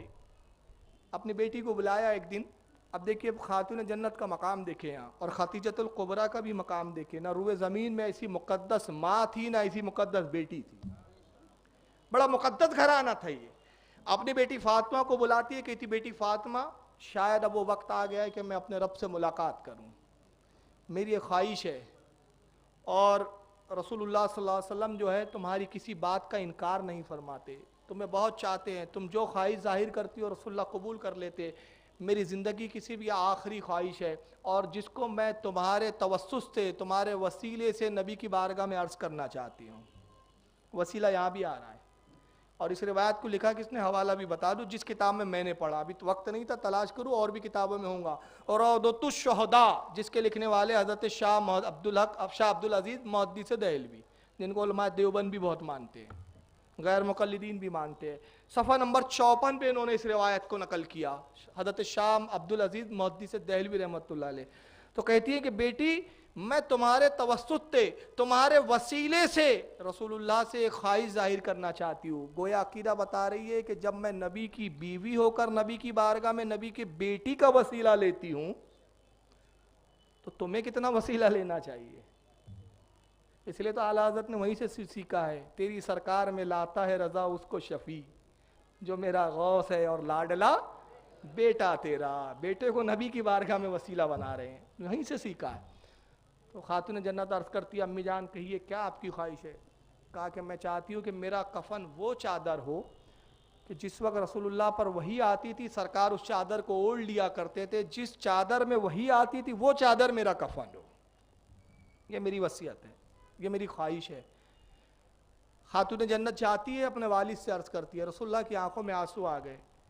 آپ چادر اقدس لے کر آتے اپنی، وہی نورانی چادر جس میں چند پیون بھی لگے ہوئے ہیں، بظاہر پیوند ہے مگر وہ چادر وہ ہے جس پر فرشتے نثار ہوا کرتے ہیں، جس پر رحمت الہی کا ہمہ وقت نزول ہوتا ہے، جسے اوڑھتے ہیں تو اس کے اندر جبریل آ کے وہی نازل کرتے ہیں۔ وہ چادر اطہر سرکار لے کر آتے ہیں، کہتے ہیں کہ ختیجہ آپ مجھ سے کہتی تو کیا میں انکار کرتا؟ یہ لو چادر، تمہاری خواہش ہے تو اسی کا یہ کفن تمہارا ہوگا۔ تبھی جبریل حاضر ہوتے، کہتے یا رسول اللہ یہ چادر آپ اپنے پاس رکھیے۔ اللہ فرماتا اس چادر کو آپ اپنے پاس رکھیے۔ کہا جبریل ختیجہ کی خواہش ہے، ختیجہ کی وصیت ہے تو جبریل عرض کرتے یا رسول اللہ رب کائنات نے جنت سے کفن بھیجا ہے اور اللہ فرماتا ہے کہ ختیجہ نے اے محبوب آپ کے دین کی تبلیغ میں اپنا سارا مال اللہ کی راہ میں دے دیا، ختیجہ کا کفن ہمارے ذمے ہے، ختیجہ کا کفن ہم دیں گے، یہ میں جنت کا کفن لایا ہوں۔ تو آپ فرماتے ختیجہ تم مبارک ہے تمہارے لیے، کہ تم تو نبی کا پسندیدہ چادر مانگ رہی تھی، مگر اللہ نے اپنے پسندیدہ جنت کے کفن کو تمہارے لیے بھیجا ہے۔ اسی میں حضرت ختیجہ کا وصال ہوا، اسی میں تدفین ہوئی، اسی کفن میں آپ کو جو ہے اللہ کے نبی نے مبعوث کیا اور پھر آپ کو قبر میں جو ہے تدفین وغیرہ کے مراسم انجام دیے۔ تو یہ خاتون جنت کا مقام تھا کہ والدہ بھی آپ کا وسیلہ لیتی ہے۔ المختصر، جب آپ کی عمر 15 سال ہوتی ہے تو رسول اللہ کے دل میں ارادہ ہوا کہ بیٹی کا اب نکاح کر دینا چاہیے، بیٹی کا نکاح کر دینا چاہیے۔ اب صحابہ اکرام نے بھی ملاحظہ کیا کہ رسول اللہ کا بھی ارادہ نکاح کا معلوم ہوتا ہے، تو امیر و کبیر صحابہ کے پیغامات آنے شروع ہوتے ہیں۔ عثمان غنی نے بھی پیغام بھیجا، حضرت عمر نے بھی پیغام بھیجا، اور بھی صحابہ اکرام نے پیغام بھیجا، مگر رسول اللہ صلی اللہ علیہ وسلم کی عادت کریمہ تھی کسی کو نہیں فرماتے تھے۔ سرکار نے کبھی کسی کو لا نہیں کہا، نہیں، کوئی چیز مانگتا رسول اللہ سے اگر دینا نہیں منظور ہوتا تو آپ خاموش ہوتے، صحابہ سمجھ جاتے کہ آپ نے خاموشی اختیار کی، اس کا مطلب رسول اللہ کی مرضی نہیں ہے، لیکن زبان اقدس سے نہیں جاؤ نہیں ہے یہ نہیں کبھی کہتے تھے، آپ نے خاموشی اختیار کی۔ حضرت عمر نے بھی پیغام دیا رسول اللہ خاموش ہے، تو حضرت عمر مولا کائنات علی مرتضیٰ کے پاس جاتے ہیں، کہتے علی فاطمہ بنت رسول اللہ کو ہم نے پیغام دیا، سرکار نے اس کو منظور نہیں کیا، خاموشی اختیار کی، ہم جان گئے کہ رسول اللہ کی مرضی مبارک نہیں ہے۔ عثمان نے بھی پیغام دیا، رسول اللہ نے خاموشی اختیار کی۔ ایسا کیوں نہیں کرتے کہ تم بھی پیغام دو، شاید رسول اللہ منظور کر لے؟ تو حضرت علی کہتے ہیں کہ اے عمر ابن خطاب، آپ کو اللہ نے مال دیا، عثمان تو مال میں کسی کا جواب ہی نہیں رکھتے، مال تو اتنا ہے کہ کسی کے بعد اتنا مال نہیں، جب رسول اللہ نے ایسے امیر و کبیر کے لیے انکار کر دیا تو میں تو بڑا مفلس ہوں، میرا حال تو یہ کہ فاقے گزرتے ہیں مجھ پر، کبھی ملتا ہے تو کھا لیتا ہوں ورنہ بھوکا بھی رہنا پڑتا ہوں، کیسے ہو سکتا ہے کہ رسول اللہ اپنی بیٹی کو دے دے؟ کہا ہو سکتا ہے کہ رسول اللہ آپ کو بہت ہم سے زیادہ پسند فرماتے ہو اور سرکار کا ارادہ بھی ہو، اس لیے کہ علی جب تمہیں رسول اللہ دیکھتے ہیں تو بہت خوشی محسوس ہوتی ہے سرکار کو، ہم پہ ظاہر ہو جاتا ہے کہ رسول اللہ تمہیں دیکھ کر خوش ہوتے ہیں۔ حضرت علی کے فرماتے، خود حضرت علی کی روایت ہے کہ میرے دل میں بھی یہ خواہش تھی، مگر میں رسول اللہ کی بارگاہ میں کہنے میں جھجکتا تھا، ڈر تھا کہ حضور نے ایک بار نہ کہہ دیا تو یہ نہ کو کوئی ہاں نہیں کر سکتا۔ کہتے میں گیا اور رسول اللہ کی خدمت میں بیٹھ گیا، ظہر کی نماز ادا کی حضرت علی نے، اور اس کے بعد سرکار کی عادت قریبہ ہے کہ ظہر کے بعد کچھ وقت مسجد میں قیلولہ فرماتے تھے، کبھی کبھی سرکار بیٹھے ہوئے، حضرت علی خاموش بیٹھے ہوئے ہیں، بولنے کی ہمت نہیں کر پا رہے، اللہ کے نبی مسکراتے کہتے علی وہ کہہ کیوں نہیں دیتے جو دل میں خواہش ہے، وہ کہہ کیوں نہیں دیتے؟ عرض کرتے اللہ رسول بہتر جاننے والے ہیں، اور صحابہ کا جملہ تھا واللہ عالم ثم رسول عالم، سب سے بہتر جاننے والا کون؟ اللہ، ثم رسول عالم، اور اس کے بعد کون؟ رسول، یعنی عالم الغیب رسول اللہ ہے، عالم الغیب اللہ ہے اور غیب ادا نبی ہے، یہی تو صحابی کا عقیدہ تھا کہ واللہ عالم ثم رسول عالم، اللہ رسول سب سے زیادہ بہتر جاننے والے ہیں۔ اس کے بعد اللہ کے رسول نے ایک جملہ فرمایا، آئیے میں حدیث سند کے ساتھ پڑھ دوں تاکہ شبہ نہ رہے کہ بریلوی بہت قصے گاڑی گڑھ کے سناتے ہیں، یہ بڑا کھپ سوار ہے لوگوں کو۔ اللہ کا فضل ہے کہ ہر واقعے پہ حدیث سنا سکتا ہوں، لیکن سب متنوں سے پڑھوں گا تو وقت اجازت نہیں دیں گا۔ ان عبداللہ ابن مسعود رضی اللہ تعالی، عبداللہ ابن مسعود سے روایت ہے ان رسول اللہ صلی اللہ علیہ وسلم قال، وہ کہتے ہیں کہ اللہ کے رسول صلی اللہ علیہ وسلم سے میں نے یہ سنا، سرکار سے میں نے حدیث کو مروی کیا کہ اللہ کے نبی نے ارشاد فرمایا، سرکار کہتے ہیں ان اللہ امرانی ان ازوج فاطمہ بن علی، کہتے ہیں کہ اے لوگو اللہ نے مجھے حکم دیا کہ میں فاطمہ کا نکاح علی سے کر دوں۔ کیا فرما رہے ہیں؟ اللہ نے مجھے حکم دیا، اللہ نے مجھے حکم دیا کہ میں فاطمہ کا نکاح علی سے کر دو. اس کو امام طبرانی نے لکھا معجم الکبیر کے اندر. اس کی جلد نمبر 10 ہے, صفحہ 156, حدیث نمبر 10,305. اور امام مناوی نے اس کو فیض القدیر کے اندر, فتح القدیر کے اندر, معاف کیجئے گا, فتح القدیر کے اندر جلد نمبر 2 صفحہ 215 پر. اور امام حیثمی نے مجموع الزوائد کے اندر جلد نمبر 9 صفحہ 204 پہ اس حدیث کو لکھا. اور بھی تخاریج ہے. تو رسول اللہ نے فرمایا کہ اللہ نے مجھے حکم دیا. مسند امام ابو حنیفہ میں, مسند امام اعظم ابو حنیفہ میں, امام اعظم ابو حنیفہ رضی اللہ تعالیٰ عنہ نقل فرماتے کہ پھر اجازت کے لیے سرکار اپنی بیٹی فاطمہ کے حجرے میں داخل ہوئے. اور یہاں سنت بنایا کہ جب اپنی بیٹیوں کے نکاح کرو تو اپنی بیٹیوں سے اجازت لے لیا کرو. اور کس انداز میں جملہ فرمایا, انداز بھی بتایا گیا. یہ نہیں کہا کہ علی تم سے نکاح کرنا چاہتے ہیں, یا علی نے نکاح کا پیغام بھیجا ہے, یا بیٹی میں نے ارادہ کیا ہے کہ علی کے نکاح میں تمہیں دے دوں, بلکہ کیا فرماتے ہیں, فاطمہ علی تمہیں پسند کرتے ہیں. یہ جملہ تھا, اشارہ کر دیا. خاتون جنت شرمائی, سر پہ دوپٹہ اوڑے ہوئے تھی, دوپٹے کو کھسکا کے گھونگھٹ کر لیا اور دوسرے کمرے میں چلے جاتی ہے. گویا شرمانا اجازت تھی کہ اجازت ہے, اس بات کی نشانی تھی کہ اجازت ہے. حضرت عائشہ ام المومنین فرماتی ہیں کہ جب تم اپنی بیٹیوں کا نکاح کرو, چاہے وہ کواری ہو چاہے وہ بیوہ ہو, تو اس سے اجازت لے لیا کرو. اللہ کے رسول نے فرمایا اجازت لے لو. حضرت عائشہ کہتی کہ میں نے رسول اللہ سے عرض کیا, اللہ کے نبی کواریاں تو بڑی شرمیلی ہوتی ہے, وہ کیسے زبان سے کہیں گی؟ سرکار نے فرمایا اگر وہ شرما جائے تو یہ ان کی اجازت ہے, یہ ان کی اجازت ہے, شرما جائے. اور اگر وہ شرمائے نہیں بلکہ گھور کے دیکھے, غصے میں دیکھے, کچھ اٹھ پٹانگ جملے بولے, کچھ ایسے اشاروں میں بولے, سمجھ لو اس کو رشتہ منظور نہیں ہے. اور اگر کسی بیٹی کو رشتہ منظور نہیں ہے تو پھر روئے زمین پر بادشاہ اسلام کو بھی حق نہیں کہ وہ نکاح زبردستی کروائے. یہ اسلامی مزاج ہے. اگر یہ بھی مطلب نہیں ہے بیٹیوں کا کہ کسی کے بھی ساتھ بھاگ جائے, اپنے والدین کی بھی عزت و احترام کا خیال رکھنا ضروری ہے ہمارے ماں بہنوں کو. موقع نہیں ہے, اب بہرحال چند باتیں میں نے اس پہ تعلق سے نصیحتاً کہہ دی. چنانچہ سرکار کہتے ہیں علی تمہیں پسند کرتے. آپ شرما کے چلے گئی. اس کے بعد آپ علی کے پاس آئے, کہا کہ علی مبارک ہو, فاطمہ کی اجازت مل گئی, بتاؤ تمہارے پاس کیا ہے, مہر کے لیے کیا ہے؟ عرض کرتے یا رسول اللہ جتنا مہر آپ مقرر کریں اتنا مجھے منظور ہے, اور آپ میرے حال سے بخوبی واقف ہے, میرا حال آپ پر ظاہر ہے. سرکار کہتے ہیں مہر عورت کا حق ہے, اس تعلق سے بھی مجھے فاطمہ سے پوچھنا ہوگا. اگر تم کوئی رقم متعین کرتے تو میں وہ رقم فاطمہ سے بیان کرتا. تو حضرت علی کہتے ہیں یا رسول اللہ اگر آپ چاہتے کہ مہر میں متعین کروں, میں رقم بتاؤں, تو اللہ کے نبی پھر 400 مشکال میرے خیال میں ٹھیک رہیں گے.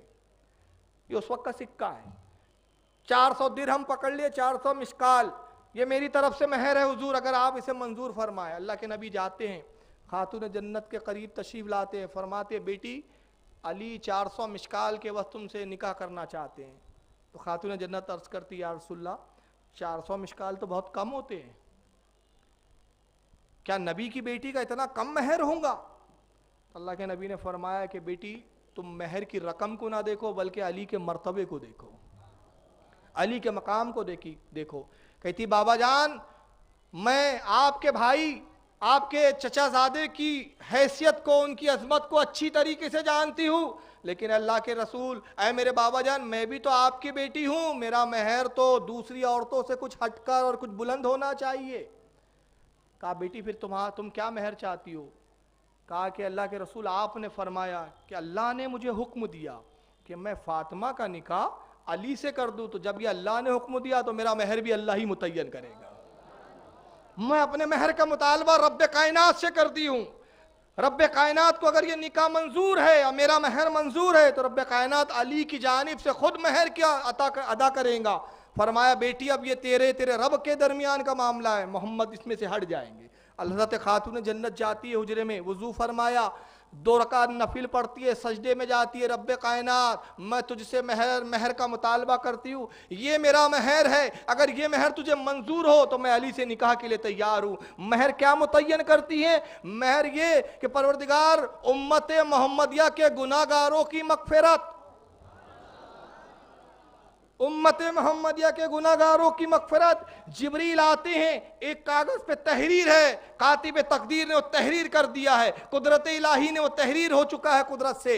आते अर्ज करते या रसूलुल्लाह, रब्बे कायनात ने मुझे भेजा और परवरदिगार आलम फातिमा बिनते रसूलुल्लाह सल्लल्लाहु अलैहि वसल्लम का महर 70,000 ऐसे जहन्नमियों का महर अदब जो है मुतय्यन करता है, जिन पर जहन्नम वाजिब हो चुकी थी, उनकी आज़ादी फातिमा का महर मुतय्यन किया जाता है।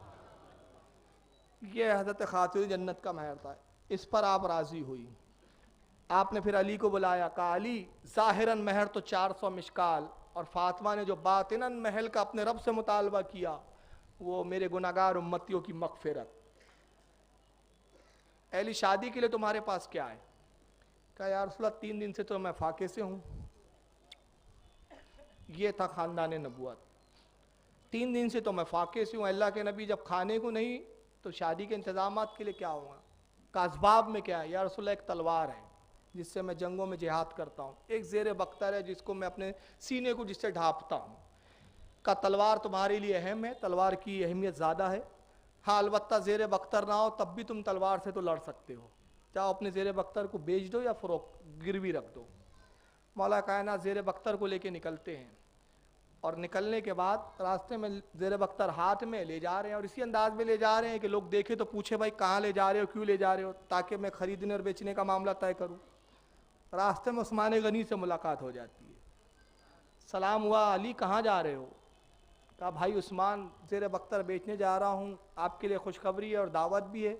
रसूलुल्लाह ने आज फातिमा बिनते रसूलुल्लाह जो नबी की सबसे चहीती शहजादी है उसका निकाह मेरे साथ मंजूर कर लिया है। मैं इसे फ़रोख्त करने जा रहा हूँ, बेचने जा रहा हूँ, ताकि कुछ रकम आए, उससे मैं एक जोड़ा खुद खरीदूँ और अपनी दुल्हन के लिए एक जोड़ा खरीदूँ। कहा अली कितने में बेचोगे? कहा आप खरीदेंगे? कहा हाँ मुझे इसकी ज़रूरत है, मैं खरीद लूँगा। तो कहा फिर आप इसकी रकम लगाइए। कहा मैं इसके 480 दिरहम मुतय्यन करता हूँ। अब ये बहुत बड़ी रकम थी उस वक्त। कितने रकम? 480। तो हज़रत अली कहते हैं कि उस्मान मेरे भाई ऐसा नहीं मालूम होता कुछ ज़्यादा तुमने इसकी कीमत लगाई है। इतनी कीमत में तो तुम 4 ज़ेर बख्तर खरीद लोगे बाजार से। 4 ज़ेर बख्तरों की कीमत तुमने 1 ज़ेर बख्तर के बराबर लगाई, ये कीमत कुछ ज़्यादा है। आप चाहो तो इससे कम दे दो, मैं उस पर राज़ी हूँ। कहा नहीं नहीं, इस केरे बख्तर की कीमत है अली आपसे ज़्यादा मैं जानता हूँ। जिसने रसूलुल्लाह की तरफ आने वाले तीरों को अपने तीर सीनों पे लिया है, ये वो ज़ेर बख्तर है जिसने नबी की हिफाजत की है। अगर एक तरफ कायनात रख दी जाए और एक तरफ इस ज़ेर बख्तर को रख दिया जाए तो इसकी कीमत अदा नहीं हो सकती। ये वो ज़ेर बख्तर है। मैंने इसकी कीमत तो सिर्फ इतनी लगाई, 4 गुना ज़्यादा लगाई है, इसको आप कबूल कीजिए। कहा ठीक है आपकी मर्जी, मुझे क्या एतराज़ हो सकता है। 480 दिरहम हज़रत उस्मान गनी ने निकाले। अमीर कबीर थे, साथ में हज़ारों रुपए लेके घूमते थे। थैलियाँ निकाली, फ़ौरन दिरहम गिने, हज़रत अली को दे दिया, ये लो अली 480। सौदा कबूल हुआ, ज़ेर बख्तर हमारे हवाले करो। ज़ेर बख्तर अली ने दिया, रकम उस्मान ने अदा की। उस्मान गनी की रकम अली के हाथों में आती है, मौला कायनात की ज़ेर बख्तर उस्मान गनी के हाथों में आती है। सौदा हो गया, सौदा ख़त्म हुआ। अली ये ज़ेर बख्तर अब मैं शादी के तोहफे के तौर पर तुमको देता हूँ। तो उस्मान ये क्या किया? कहा मैं जानता हूँ आपकी खुददारी को, अगर मैं ये कहता कि आप वैसी रकम ले जाइए, कसम खुदा कि आप कभी कबूल ना करते। उसके लिए मैंने ये हीला किया है। चुनांचे ज़ेर बख्तर भी वापस बतौर तोहफा आ जाती है। अब ये सरकार मौला कायनात तशरीफ़ लाते, कुछ जोड़ा ख़रीदा, कुछ छुआरे खजूरें खरीदी और अपने लिए एक जोड़ा खरीदा, अपनी दुल्हन हज़रत खातून जन्नत के लिए एक जोड़ा खरीदा। दूल्हा वगैरह बन के आते हैं, तभी जिब्रील अमीन हाजिर होते हैं। कहते या रसूलल्लाह ज़मीन पर तो अली का निकाह हो रहा है जिसका खुतबा आप पढ़ेंगे, परवरदिगार ने आसमानों में अली का निकाह पढ़ा दिया है और रब्बे कायनात इस अजीम शान मजलिस में पढ़ाया गया। इतना अजीम निकाह हुआ खातून जन्नत का कि आज तक ऐसा निकाह किसी का नहीं हुआ। 40,000 मुकर्रब फरिश्ते थे जिनको स्पेशल उस निकाह की दावत दी गई। सिर्फ कितने फरिश्ते? 40,000 से ऊपर नहीं थे। इसका मतलब यह हुआ कि ये 40,000 फरिश्ते फरिश्तों में बहुत ज़्यादा मुकर्रब थे। क्योंकि होता क्या है भाई, अब मेरी पहचान तो बहुत है, एक मिसाल दे रहा हूँ समझाने के लिए। جیسے ہمارے ڈاکٹر ہارون صاحب، ان کے صاحبزادے کی شادی ہوں گی جب بھی، اب ڈاکٹر ہارون صاحب کو پورا محلہ پہچانتا ہے، پورا بمبئی پہچانتا ہے، کہ سارے بمبئی کو بلائیں گے کیا؟ نہیں، شادی میں آدمی کس کو بلاتا ہے؟ جب بہت زیادہ قریب ہوتا ہے۔ تو یہ 40,000 کا انتخاب ہوا، تو 40,000 فرشتوں کا ہی انتخاب کیوں ہوا نکاح خاتون جنت اور مولا کائنات میں؟ یہ اس لیے ہوا کہ دوسرے فرشتوں کے مقابلے بھی یہ سب سے زیادہ محب اہل بیت تھے، یہ سب سے زیادہ علی اور فاطمہ کے چاہنے والے تھے۔ 40,000 فرشتے آتے ہیں۔ اور اب یہاں پر میں ایک روایت بیان کرنے جا رہا ہوں، اس کو نزہۃ المجالس میں بھی لکھا، علامہ امام عبد الرحمن صفوری نے، اور بھی علماء نے لکھا۔ وہ کس شان سے نکاح ہوا؟ حضرت جبریل اس نکاح کی رودات بتاتے ہیں۔ سرکار نے فرمایا، جبریل خبر دو مجھے کہ آسمانوں میں میری بیٹی فاطمہ کا، میرے بھائی علی کا نکاح کس طرح کے ہوا؟ عرض کیا، یا رسول اللہ، پوری جنت کو سجایا گیا، پوری جنت کو جگمگا دیا گیا۔ 40,000 فرشتوں کا اجتماع تھا، ان کا جلسہ تھا، وہ دعوتی تھے، اور اس میں خطبہ جناب آدم علیہ السلام نے پڑھا ہے۔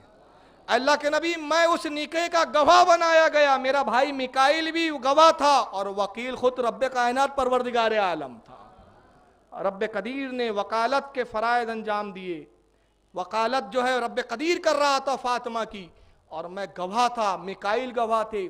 اور اس کے بعد اللہ کے نبی آدم نے جب خطبہ پڑھا، تمام فرشتوں نے ادب کے ساتھ سنا، ہم نے سنا، اور اس کے بعد اللہ کے رسول جب نکاح ختم ہوا تو اللہ نے شجر طوبہ کو، جنت کے اس درخت کو حکم دیا کہ تو اس نکاح کی تقریب جو اختتام پذیر ہو گئی، نکاح کا خطبہ ہو چکا، تو دنیا میں نکاح ہوتے ہیں تو چھوارے لٹائے جاتے ہیں، بادامیں پھینکی جاتی ہے، مصریاں پھینکی جاتی ہے، تو بھی اپنے پھل فرشتوں پہ نچھاور کر، اپنے موتی ہیرے اور جوہرات نچھاور کر۔ تو طوبہ وجد کی عالم میں خوشی اور مسرت سے جھوما، اور اللہ کے نبی درخت طوبہ سے جو ہیرے جوہرات موتی گرے، فرشتوں نے اپنے دامنوں میں سمیٹا، اور پھر وہ ان تحفے اور تحائف کو، ان ہیرے اور جوہرات کو لے کر جب دوسرے فرشتوں میں گئے تو رب کائنات نے کتنے دیا، شجر طوبہ نے کتنے گرایا، کہ فرماتے ہیں جبریل عرض کرتے، یا رسول اللہ، قیامت تک یہ فرشتے وہ ہیرے اور جوہرات کو دوسرے فرشتوں میں تقسیم کرتے رہیں گے، مگر یہ ختم ہونے والے نہیں۔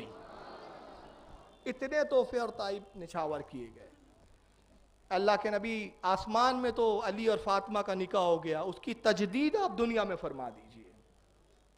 چنانچہ رسول اللہ نے خود خطبہ پڑھا، خطبہ پڑھنے کے بعد نکاح کی تقریب مکمل ہوئی۔ سرکار نے اپنی صاحبزادی فاطمہ خاتون جنت کو بلایا، آپ کے جسم مبارک پر دعا فرمائی، پانی کے چھینٹے دیے۔ میری کتاب قرین زندگی میں وہ پڑھ لینا، یہ بھی سنت ہے، اس کی بہت برکتیں ہیں، ابھی اس کی تفصیلات میں نہیں جا رہا ہوں۔ اور اپنی بیٹی کو خود حضرت علی کے گھر تک چھوڑنے آئے۔ نبی کی بیٹی کی جہیز کی تیاری کس نے کی آپ کو معلوم ہے؟ اب ایک ایک تفصیل بتاؤں تو بہت وقت ہو جائے گا۔ حضرت عائشہ صدیقہ نے، حضرت عائشہ فرماتی ہے کہ رسول اللہ نے مجھے حکم دیا کہ اے عائشہ، ہماری بیٹی فاطمہ رخصت ہونے والی ہے، فاطمہ کے جہیز کی تیاری اور انتظام تمہارے ذمے ہے۔ فرماتی ہے میں اپنی کنیزوں اور کچھ ازواج مطہرات کو ساتھ میں لے کے فاطمہ کا جہیز تیار کرتی تھی۔ ہم نے گدے کو تیار کیا، ہم نے تکیوں کو تیار کیا، ہم نے جہیز کے اسباب کو تیار کیا۔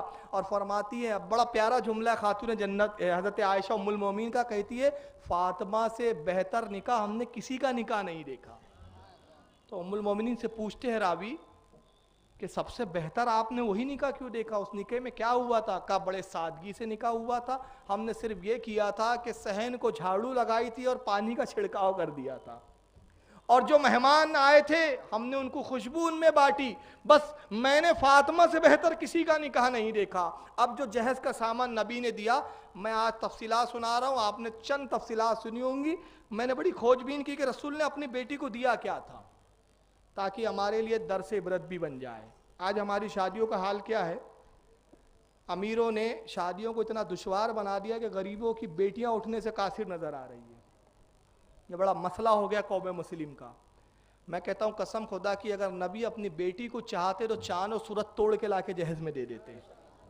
اختیار تھا، عثمان غنی کے خزانے موجود تھے، عبد الرحمن ابن عوف کی دولت کے انبار موجود تھے، رسول خود مالک کائنات تھے، اور کیسے مالک کائنات تھے؟ خود فرماتے واللہ یؤتی وانا قاسم، اللہ خزانے کا مالک ہے، میں بانٹنے والا ہوں۔ اللہ کے خزانوں سے جتنا چاہتے اپنی بیٹی کو نکال کر دے سکتے تھے، مگر رسول نے سنت قائم کی کہ دیکھو جب میں کائنات کا سب سے امیر ہو کر، سب سے زیادہ مالدار ہو کر، رب کے خزانے میرے اختیار میں، رب نے خزانوں کی کنجیاں مجھے دے دی، جب میں اتنی سادگی سے نکاح کی تقریب انجام دے رہا ہوں تو تمہیں کتنی سادگی سے دینا چاہیے۔ میں کہتا ہوں بھائی آپ کی حیثیت ہے، دیکھیے میں اس کے جہیز کے خلاف بھی نہیں ہوں، جہیز کا ایک اصول سمجھ لیں، جہیز کے بارے میں فقہاء کرام کہتے ہیں کہ حیثیت کے مطابق دیا جائے۔ ایک چیز کسی کی جتنی حیثیت ہے دے، لیکن اس کی نمائش نہ کرے۔ آپ کو جو دینا خاموشی سے اپنے بیٹی کو دے دیجئے اندر گراؤنڈ میں، مگر جو نمائش کا، مجھے نہیں معلوم بامبے کا کیا مزاج ہے، ہمارے ناگپور میں ہوتا ہے جہیز سجا کے رکھتے ہیں، یہاں بھی ہوتا ہے جہیز سجا ہے، فریج ہے، یہ ہے وہ ہے۔ اب جو بیچارے غریب رہتے وہ دیکھ دیکھ کے کڑتے ہیں، ان کی بچیاں سوچتی ہے ہمارے باپ تو غریب ہے، کاش ہمارے باپ یہ جہیز دے پائیں گے کہ نہیں دے پائیں گے۔ اور وہ نوجوان لڑکے دیکھتے ہیں کہ صاحب میں نے اگر اس غریب کے بچی سے نکاح کر لیا، فلاں کی ہمارے دوست کی شادی میں تو فریج بھی ملا تھا، گاڑی بھی ملی تھی، یہ بھی صاحب پلنگ بھی بڑا خوبصورت ملا تھا، فرنیچر بھی بڑا اچھا ملا تھا، اتنے جوڑے ملے تھے، اتنا یہ ملا تھا، اتنا وہ ملا تھا، مگر اگر میں نے اس سے شادی کر لیا تو مجھے کیا ملے گا؟ ارے یار یہ تو اتنا فرنیچر ہے، ایک پلنگ بھی ڈھنگ سے نہیں دے پائیں گا۔ تو نتیجہ کیا ہو رہا ہے؟ غریب کی اچھی سلیقے مند بچیاں اٹھنے سے محروم ہے۔ آج کنواریاں بیٹھی ہے، عمریں بڑھتی جا رہی ہے، عمریں طویل ہو رہی ہے، مگر یہ ہماری ناک کٹنے کا جو بڑا خوف ہے نا، میں کہ ناک کٹ جائیں گی اگر ہم نے اپنی بیٹی کو نہیں دیا۔ تو یہ امیر و کبیروں کی جو ناک ہے نا، یہ اتنی نازک ہے، اتنی نازک ہے، اتنا ڈر رہتا ہے کہ کب کٹ نہ جائے، کب نہ کٹ جائے۔ انہوں نے شادیوں کو اتنا دشوار بنا دیا کہ دوسرے امت کے لیے، رسول کی دوسری امت کے لیے دشوار ہوتی جا رہی ہے۔ اور رسول اللہ کی حدیث کیا ہے پتہ ہے؟ سرکار فرماتے ہیں نکاح کو عام کرو، نکاح کو اتنا آسان کر دو کہ زنا کرنا مشکل ہو جائے۔ کیا جملے ہیں رسول کے؟ اس کی گہرائی میں جائیے آپ۔ نکاح کو اتنا آسان کر دو کہ زنا کرنا مشکل ہو جائے، مگر آج ہم نے نکاح کو اتنا مشکل کر دیا کہ آج کا نوجوان زنا کرنے کے لیے آسان سمجھتا ہے مگر وہ نکاح کرنے کے لیے مشکل سمجھتا ہے۔ وہ سوچتا ہے یار نکاح کرنا ہے تو اتنا مال لگے گا، شادی میں اتنا بڑا ریسیپشن دینا پڑے گا، اتنا بڑا ولیمہ دینا پڑے گا، اتنا کھانا کھلانے پڑے گا۔ نتیجہ یہ کہ بولتا چھوڑو یار کون شادی کے جھنجھٹ میں پڑو، جاؤ کہیں بھی منہ کالا کر لو۔ آج ہم نے شادیوں کو اتنا دشوار بنا دیا، جبکہ ایک میں بڑی پیاری بات عرض کر رہا ہوں کہ سب سے بہترین جہیز کیا ہوتا ہے؟ سب سے بہترین جہیز کیا ہے؟ جو سب سے بہترین ہے نا، اس کو ہم ایز اے فارمیٹیز دیتے ہیں، اور جس کی کوئی نہیں فانی چیز ہے اس کو بہت اہمیت دیتے ہیں، اس کو سجا کے بھی رکھتے ہیں، مگر جس کو سجا کے رکھنا چاہیے، جس کو کھلے عام ظاہراً دینا چاہیے، اس کو چھپا کر دیتے ہیں بالکل۔ بارات جب جاتی ہے تو سب سے آخری میں نکلتا ہے، وہ لڑکی کا باپ لاتا ہے، بڑے چھپا کے لاتا ہے۔ وہ کیا ہے بتاؤں؟ قرآن عظیم۔ جہیز میں وہ بھی دیا جاتا ہے، مگر اس کی اہمیت کیا ہے بتاؤں؟ امام مالک رحمۃ اللہ تعالیٰ علیہ کے زمانے میں ایک بادشاہ ہے، اس کی ایک لوتی بیٹی تھی امام مالک کے زمانے میں۔ اس نے قسم کھائی کہ جب میری بیٹی کا نکاح ہوگا، میری شہزادی کا نکاح ہوگا، دنیا کی ہر نعمت میں اپنی بیٹی کو دوں گا۔ اتفاق سے دوسرے بادشاہ نے اس کے ملک پر حملہ کیا، اس کی حکومت ہاتھ سے نکل گئی، یہ جان بچا کے خود ملک سے چھوڑ کر ملک سے بھاگا، کسی طرح دوسرے ملک گیا، پناہ لی، اپنے آپ کو چھپایا، غریبوں کی حالت اور غریبوں کا روپ اختیار کیا، اور کسی پہ ظاہر بھی نہیں کرتا تھا کہ میں بادشاہ ہوں، کہ کہیں پکڑا نہ جاؤں اور قتل نہ ہو جاؤں۔ کئی سال گزر گئے، مزدوری کرتا ہے، ایک زمانے میں بادشاہ تھا، اب مزدور ہے۔ بیٹی جوان ہوئی، بیٹی کے نکاح کا وقت آیا، اب اپنی قسم یاد آئی کہ قسم تو یہ کھائی تھی کہ دنیا کی ہر چیز اپنی بیٹی کے نکاح میں دوں گا۔ پریشان کہ آج حالت یہ ہے کہ کچھ نہیں دے سکتا۔ امام مالک کے پاس پہنچا، کہا امام مالک کوئی ایسی صورت بتائیے کہ قسم بھی نبھ جائے اور بات بھی رہ جائے۔ آپ نے فرمایا فکر نہ کر، اپنی بیٹی کے جہیز میں قرآن دے دے۔ اس لیے کہ قرآن میں اللہ فرماتا ہے وَلَا رَطْبٍ وَلَا يَابِسٍ إِلَّا فِي كِتَابٍ مُبِينٍ، جو کچھ خشک ہے کائنات اور دنیا میں، اور جو کچھ تر ہے، سب کا ذکر اس قرآن میں موجود ہے۔ تمام کائنات کا ذکر، تمام کائنات کی چیزیں اس میں موجود ہے۔ اگر تو نے گویا اللہ کی کتاب کو دے دیا، تو نے دنیا کی ہر چیز اپنی بیٹی کو دے دی۔ یہ ہے اس کی اہمیت، لیکن ہم اس کو سب سے آخری میں رکھتے ہیں۔ آئیے نبی نے اپنی بیٹی کو کیا جہیز دیا؟ ایک چادر تھی، ایک چادر، اس کو دیکھتے جائیں، بستر تھا ایک سادہ کپڑوں کا بنا ہوا، खजूर के पत्तों की एक चटाई, खजूर के पत्तों से बुनी गई थी, एक चटाई थी, एक चक्की थी आटा पीसने की, मिट्टी के 2 घड़े पानी पीने के लिए, 4 मिट्टी के गिलास, 4 मिट्टी के गिलास, तांबे का एक लोटा जिससे वुजू बनाने के लिए पानी लिया जाता था। नबी ने अपनी बेटी को जहेज में कपड़ों का 1 जोड़ा दिया, चांदी के 2 बाजूबंद, बाजूबंद बोलते जो यहाँ लगाती है औरतें, अब हमारे यहाँ नहीं है फिलहाल फैशन, अरब में था वो, चांदी के 2 बाजूबंद, 4 तकिए जिसमें खजूर के पत्तों को बारीक पीसकर भर दिया गया था ताकि कुछ नरम हो, और चमड़ों पर लिखी हुई कुरान की चंद सूरतें थी। ये था कुल खातून जन्नत का जहेज़े कुल। ये ज़ाहिरन था, बातिनन एक और जहेज था, वो मैं आगे बताऊंगा। अब खातून जन्नत अपने शोहर के घर जाती है, पहली रात है अपने शोहर के घर। अब तक तो अपने बाप के घर रात गुजारी थी, मौला कायनात के हुजरे में दाखिल हुई, अभी बैठी थी, अली का इंतज़ार कर रही है, अली अपने दोस्तों में है, तभी अली दाखिल होते हैं, अपनी दुल्हन के करीब आए, अभी कुछ गुफ्तगू कर रहे थे कि तभी दरवाजे पर एक साइल की आवाज़ आती है। साइल कहता है, ए अहले बैत नबुव्वत, तुम में से कोई है जो एक जोड़ा दे दे, मेरी बेटी खस्ता हाल है और उसका हाल ये है कि उसके पास पहनने के लिए सिर्फ एक लिबास है जो फट चुका है और वो इस काबिल नहीं कि अब उसको पहन सके। तुम में से कोई है जो मेरी बेटी के लिए एक जोड़ा दे दे। खातून जन्नत ने आवाज़ सुनी, उठी, और जो वालिद मोहतरम ने एक जोड़ा दिया था एक्स्ट्रा, जो मैंने बताया, एक पुराना साथ लाई थी, एक तो जो दुल्हन वाला पहने हुई थी, अपना एक पुराना जोड़ा उठाया। अब देखिए बड़ी बात बता रहा हूँ मैं, एक बात याद आ रही है, पहले वाकया सुन ले। उसके बाद वो जोड़ा उठाया, पुराना साइल के पास आती है और उसको देती है, बस करीब था कि उसके हाथ में थे, फिर वापस होती, कहती ठहर अभी जाना मत, वापस हो गई। पुराना जोड़ा देना चाहती है, अचानक कुछ ख्याल आया, लौट आई। आने के बाद हज़रत अली से कहती है कि आप उस तरफ पर्दा कर लीजिए, मुझे कपड़े तब्दील करना है। मौला कायनात मुड़ जाते हैं, अपना दुल्हन वाला जोड़ा उतारती है और पुराना जोड़ा ज़ेबतन फरमाती है, और वो दुल्हन वाला जोड़ा उस साइल को देती है। कहते साइल ये ले जा, ये तेरी बेटी के लिए माफ़ी का आएगा और ये तेरी बेटी के लिए बेहतर है। साइल ने जोड़ा लिया, चला गया। हज़रत अली कहते हैं, ऐ बिनते रसूल, अब ये अदब भी देखें, आजकल हमारे यहाँ नाम लेना भी फैशन बन गया है। तो खैर मर्द बीवी का नाम ले तो चल जाता है, क्योंकि बीवी मर्तबे मकाम में छोटी होती है, औरतें शोहर का नाम लेती है हमारे यहाँ। ये बड़ा अजीब फैशन हो गया है। और आजकल एक और फैशन है, मिस फुला। चलो मैं किसी की क्या मिसाल दूँ, मिस फारूक खान, मिसेस फारूक खान। अरे भाई, आज फारूक खान की बीवी है, कल फारूक बाबा का दिमाग खराब हो गया, तलाक दे दिया, अब बीवी नहीं रही, कहलारी क्या है, मिसेस फारूक खान। तो इस्लाम ने मना किया इससे, बाप के नाम से उसको निस्बत। तो हज़रत अली फातिमा तो ज़हरा को क्या पुकारते थे पूरी ज़िंदगी, बिनते रसूलुल्लाह, नाम नहीं लिया कभी फातिमा, ए रसूलुल्लाह की शहजादी। और हज़रत खातून जन्नत ने कभी हज़रत अली का नाम नहीं लिया, बल्कि क्या कहती थी, या अबल हसन, ए हसन के वालिद।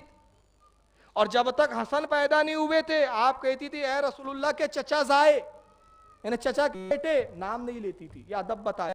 तो हज़रत अली अर्ज़ फरमाते हैं कि ए खातून जन्नत, ए रसूलुल्लाह की शहजादी, ये दुल्हन का जोड़ा था, आज हमारी पहली रात है शादी की, और आपने वो जोड़ा दे दिया, जबकि आप पुराना दे रही थी, वही बेहतर था, ये क्यों दिया? तो आप फरमाती है कि ए मेरे शोहर नामदार, ए रसूलुल्लाह के चचाजादे, मैंने जब पुराना दिया तो उसी वक्त मुझे कुरान की एक आयत याद आई। अल्लाह ताला ने कुरान में फरमाया, अल्लाह फरमाता है, लन तनालुल बिर्रा हत्ता तुनफिकू मिम्मा तुहिब्बून। अल्लाह फरमाता है कि हरगिज तुम भलाई को ना पहुंचोगे। अल्लाह कहता है मुसलमानों, हरगिज तुम भलाई को ना पहुंचोगे जब तक तुम उसकी राह में वो खर्च ना करो जो तुम्हें सबसे ज्यादा महबूब है। जो तुम्हें सबसे ज्यादा महबूब है, वो चीज जब तक तुम अल्लाह की राह में खर्च ना करो, तुम भलाई को नहीं पहुंचोगे। तो फरमाती है, आज मेरे नज़दीक सबसे ज़्यादा लिबास में जो महबूब लिबास था, वो ये दुल्हन वाला ही लिबास था, मैंने इसको खर्च कर दिया। बहरहाल सुबह होती है, अल्लाह के नबी सल्लल्लाहु अलैहि वसल्लम ने दरवाजे पे दस्तक दी। रिवाज होता है कि शादी के दूसरे दिन वालिद गिरामी जो होते हैं अपनी बेटी को लेने आते हैं। आपके यहाँ है ये रिवाज? है क्या? नागपुर में तो है फिलहाल, लेने आते हैं शादी के दूसरे दिन। سرکار نے دروازہ کھٹکھٹایا، حضرت علی نے دروازہ کھولا، سرکار نے سلام کیا۔ سرکار تشریف لاتے ہیں، حضرت علی نے اپنے بستر پہ بٹھایا، اس کے بعد کہا کہ علی میں اپنی شہزادی کو لینے آیا ہوں، آج دن بھر فاطمہ میرے گھر رہیں گی، اگر تم اجازت دو، اس لیے کہ اب یہ تمہاری بیوی ہو چکی ہے، تمہاری اجازت ضروری ہے۔ کہا یا رسول اللہ یہ آپ کی شہزادی ہے، آپ کی بیٹی ہے، سرکار آپ کو اجازت کی کوئی ضرورت نہیں، جب چاہیں آپ اپنی بیٹی کو لے جائیں۔ اللہ کے نبی اپنی بیٹی کو لے کر آتے ہیں، سر پہ چادر ڈلی ہوئی ہے، گھر میں لایا اور پہلا جملہ فرماتے ہیں جب بیٹھی خاتون جنت، بیٹا آپ نے اپنے شوہر کو کیسے پایا؟ پوچھتے بھی ہے ماں باپ کیسے لگا شوہر، گھر کیسا لگا، سسرال کیسا لگا، سسر کیسا، حالانکہ پہلے دن کو سمجھ میں آتا نہیں ہے لیکن پھر بھی پوچھتے ہیں اپنے شوہر کو کیسے پایا؟ تو خاتون جنت کرتی ابا جان کس سے آپ نے میرا نکاح کر دیا؟ بڑے عجیب شخص سے آپ نے میرا نکاح کیا۔ کہا کیا ہوا بیٹی؟ کہا ابا جان جب میں اپنے شوہر کے کمرے میں داخل ہوئی تو میں نے دیکھا زمین شادی کی مبارکباد پیش کر رہی ہے، علی زمین سے گفتگو کرتے رہے، آدھی رات تک زمین سے علی گفتگو کرتے رہے، مجھے خوف طاری ہوا یہ کیسا انسان ہے جس سے زمین بات کرتی ہے۔ نبی مسکراتے کہتی بیٹی تو بھی علی سے فضیلت میں کم نہیں، علی سے زمین گفتگو کر رہی تھی اور تو اپنے کانوں سے سن رہی تھی، یہ بھی جو دیکھ کہ خدا نے تجھے کیسے کان دیے ہیں، تو بھی علی سے فضیلت میں کم کہاں ہے۔ پھر اس کے بعد علی کو بلایا، کہا علی اپنی دلہن کو کیسا پایا؟ کہا یا رسول اللہ کائنات کی کوئی عورت فاطمہ بنت رسول اللہ کا مقابلہ نہیں کر سکتی، میں نے اپنی دلہن کو بہت بہتر پایا۔ فرمایا علی شکرانے میں ولیمہ دو۔ اب علی کا ولیمہ دیکھے، شادی تو آپ نے بہت سنی ہوگی، ولیمہ نہیں سنا ہوگا، آج سنا رہا ہوں علی کا ولیمہ کیسے ہوا۔ اور ایک ہمارا ولیمہ ہوتا ہے، قرضوں میں اتنے لگ جاؤ 4 بچے پیدا ہو جاتے، شادی کے ولیمے کا قرضہ ہی ادا نہیں ہوتا، جتنا بجٹ ہو اتنا کرو بھائی، کب سدھروں گے؟ 4 بچے پیدا ہو گئے مگر وہ جو ولیمہ کیا تھا نا اس کا قرضہ ہی ادا کر رہے اب تک، اور قرض دار آ رہے بیٹا ایک دن بہت ہیرو بن گیا تھا، تو کوٹ ٹائی پینٹ، اور آج جب پیسے لا، یہ حالات ہے ہمارے ولیمے کا، مگر سبق ہے یہ ہمارے لیے یہ چیزیں۔ مولا کائنات سے کہا ولیمہ کرو، عرض کرتے یا رسول اللہ جو کچھ 480 درہم آئے تھے سرکار وہ تو خرچ ہو گئے، چاندی کچھ جوڑوں میں خرچ ہو گئے، فاطمہ بنت رسول اپنی بیوی زوجے کے لیے میں نے کچھ زیورات خرید لیے، اللہ کے نبی کچھ شکرانے میں نے خرچ اور خیرات کر دیا، اللہ کے رسول اب کچھ بھی نہیں ہے۔ سرکار نے فرمایا کون ہے جو علی کی طرف سے ولیمے کا کچھ امداد کرے، علی کی مدد کرے؟ سعد ابن ابی وقاص کھڑے ہوتے ہیں، عرض کرتے یا رسول اللہ میں اپنی جانب سے ایک دمبا دیتا ہوں، یہ ایک دمبا سعد ابن وقاص نے دیا۔ کہا اور کون ہے جو علی کے ولیمے میں مدد کرے؟ کچھ صحابی جاتے اپنے گھروں میں بکھر گئے، آتے کوئی 6 کھجور لاتا ہے، کوئی 5 کھجور لاتا ہے، کوئی 10 کھجور لاتا ہے، ایسا کل کھجوریں آتی ہے، چھوٹا سا ایک کھجور کا ڈھیر لگ گیا، اور رسول اللہ نے فرمایا دمبے کو ذبح کرو، اس کا گوشت بھونو، گوشت بھونا گیا، جتنے اصحاب موجود تھے کہا یہ بھونا ہوا گوشت کھاؤ اور کھجوروں کو تناول کرو، علی کا ولیمہ ہو گیا۔ یہ تھا مولا کائنات کا ولیمہ۔ لیکن یہ تو دنیا کے لیے انہوں نے سند قائم کی نا کہ بھائی ہمارا ولیمہ اتنا سادہ، ہماری شادیاں اتنی سادی، نبی نے جہیز دے کے بتایا کہ میں کائنات کا اختیار رکھ کر مالک کل ہو کر میں اپنی بیٹی کو اتنا سادہ جہیز دے رہا ہوں، مگر اسلام تو وہ مذہب ہے جو ہر کسی کا علاج کرتا ہے۔ عاشقوں کا علاج اس طرح کیا گیا کہ تم بھی سادگی لاؤ، اور منافقوں کا بھی اب ایک علاج ہو رہا ہے۔ اب آپ کہوں گے منافقوں کا کیا علاج؟ اللہ کے رسول جانتے تھے، علی جانتے تھے ایک زمانہ یہ بھی آئے گا کچھ منافق کہیں گے کہ اگر نبی کو اختیار ہوتا تو اپنی بیٹی کو بہت اچھی چیز دیتے، مٹکی کا گھڑا اس لیے دیا، مٹی کا کچھ دینے کے قابل نہیں تھے، تو جو اپنی بیٹی کو کچھ نہ دے سکا وہ تمہیں کیا دیں گا؟ یہ آئیں گا نا۔ دیکھیے اس چیز کی، اس باطل عقیدے کی نس کیسے کاٹی گئی۔ ایک مرتبہ حضرت علی جاتے رسول اللہ کی خطبہ کو سماعت فرما رہے، سرکار ممبر پہ تشریف فرمائے، جمعے کا دن ہے، اللہ کے نبی کہتے لوگوں سلیمان کی ایک صاحبزادی تھی، اس روایت کو جو میں بیان کر رہا ہوں حالہ بھی سن لے، اس روایت کو معارج النبوت کے اندر، مدارج النبوت الگ ہے، یہ معارج النبوت شاہ عبدالحق سے پہلے لکھی ہے، اس کے لکھنے والے حضرت علامہ امام وائز معین الدین کاشفی الشافعی رحمۃ اللہ تعالیٰ علیہ، وقت کے بہت بڑے بزرگ گزرے ہیں۔ معارج النبوت 3 جلدوں میں کتاب لکھی انہوں نے۔ معرج النبوت میں اس روایت کو نقل کرتے ہیں. حضرت علی جو پہنچے، جمعے کا دن ہے، رسول اللہ خطبہ ارشاد فرما رہے ہیں. خطبے میں کہتے ہیں لوگوں، سلیمان علیہ السلام کی ایک صاحبزادی تھی، بڑی خوبصورت اور حسین و جمیل تھی. حضرت سلیمان بڑی محبت کرتے تھے. سلیمان نے نکاح کیا اپنی بیٹی کا. تو جانتے ہو جہیز میں کیا دیا؟ صحابہ کھڑے ہوتے عرض کرتے اللہ اور اس کا رسول بہتر جانے. اے اللہ کے نبی، ہمیں سلیمان کی بیٹی کی نکاح کی تفصیلات بتائیں. فرمایا بڑی عالی شان نکاح ہوا سلیمان کی بیٹی کا. اس میں جنات، انسان، چرین پرین سب نے شرکت کی. حضرت سلیمان نے سب کی دعوت کی. اور جب جہیز میں دیا تو ایک سونے کا تاج تھا جو اپنے داماد کو سر پہ پہنایا، اور ایک سونے کا تخت تھا جو داماد کے بیٹھنے کے لیے دیا، سونے کی کرسی پوری. اور اے لوگوں، تم اس سے انداز لگاؤ کہ سلیمان نے کیا کیا نہ دیا ہوگا. مطلب ایک سونے کی کرسی دے دی بیٹھنے کے لیے، تو آپ اندازہ لگا لو کیا کیا نہیں دیا ہو. حضرت علی کے دل میں خیال آ گیا بشری تقاضے کے اعتبار سے، سلیمان تو ہمارے آقا کا غلام ہے علیہ السلام. سلیمان علیہ السلام اگرچہ نبی، مگر آقا سے مقام و مرتبے میں کمتر، آقا کے غلام. جب سلیمان نے اپنی بیٹی کو اتنا سارا دیا تو رسول اللہ نے بھی کچھ زیادہ دینا چاہیے تھا. رسول اللہ نے تو مجھے یہ سب دیا ہی نہیں. دیا تو کیا، مٹی کے 2 مٹکے، ایک چادر، ایک بستر، 4 تکیے، 4 گلاس، یہ سب اسباب دیے، ایک چکی. بڑا کم جہیز دیا اللہ کے نبی نے. کم از کم سودے کے کچھ سکے ہی دے دیتے. خیال آ گیا، مگر فوراً آپ نے خیال کو جھٹکا اور لاہور پڑا. اس کے بعد آپ گھر تشریف لائے. کچھ بھی نہیں کہا، نہ خاتون جنت سے کچھ کہا، نہ کسی سے کچھ کہا. دل میں خیال آیا، لاہور پڑا، بات ختم ہو گئی. کھانا کھایا اور اس کے بعد آپ بستر پہ لیٹ گئے تو خواب دیکھتے ہیں. خواب یہ کہ ایک بڑا خوبصورت محل ہے جنت کا، حسین محل، اور اس پہ لکھا ہے قصر فاطمہ بنت رسول اللہ صلی اللہ علیہ وسلم. یہ فاطمہ بنت رسول اللہ کا محل ہے. حضرت علی نے کہا یہ تو میری بیوی کا محل ہے، یہ میری شریک زندگی کا محل ہے. محل میں آپ داخل ہوئے. داخل ہوتے تو پوری جنت میں ایسا حسین محل ہی نہیں تھا.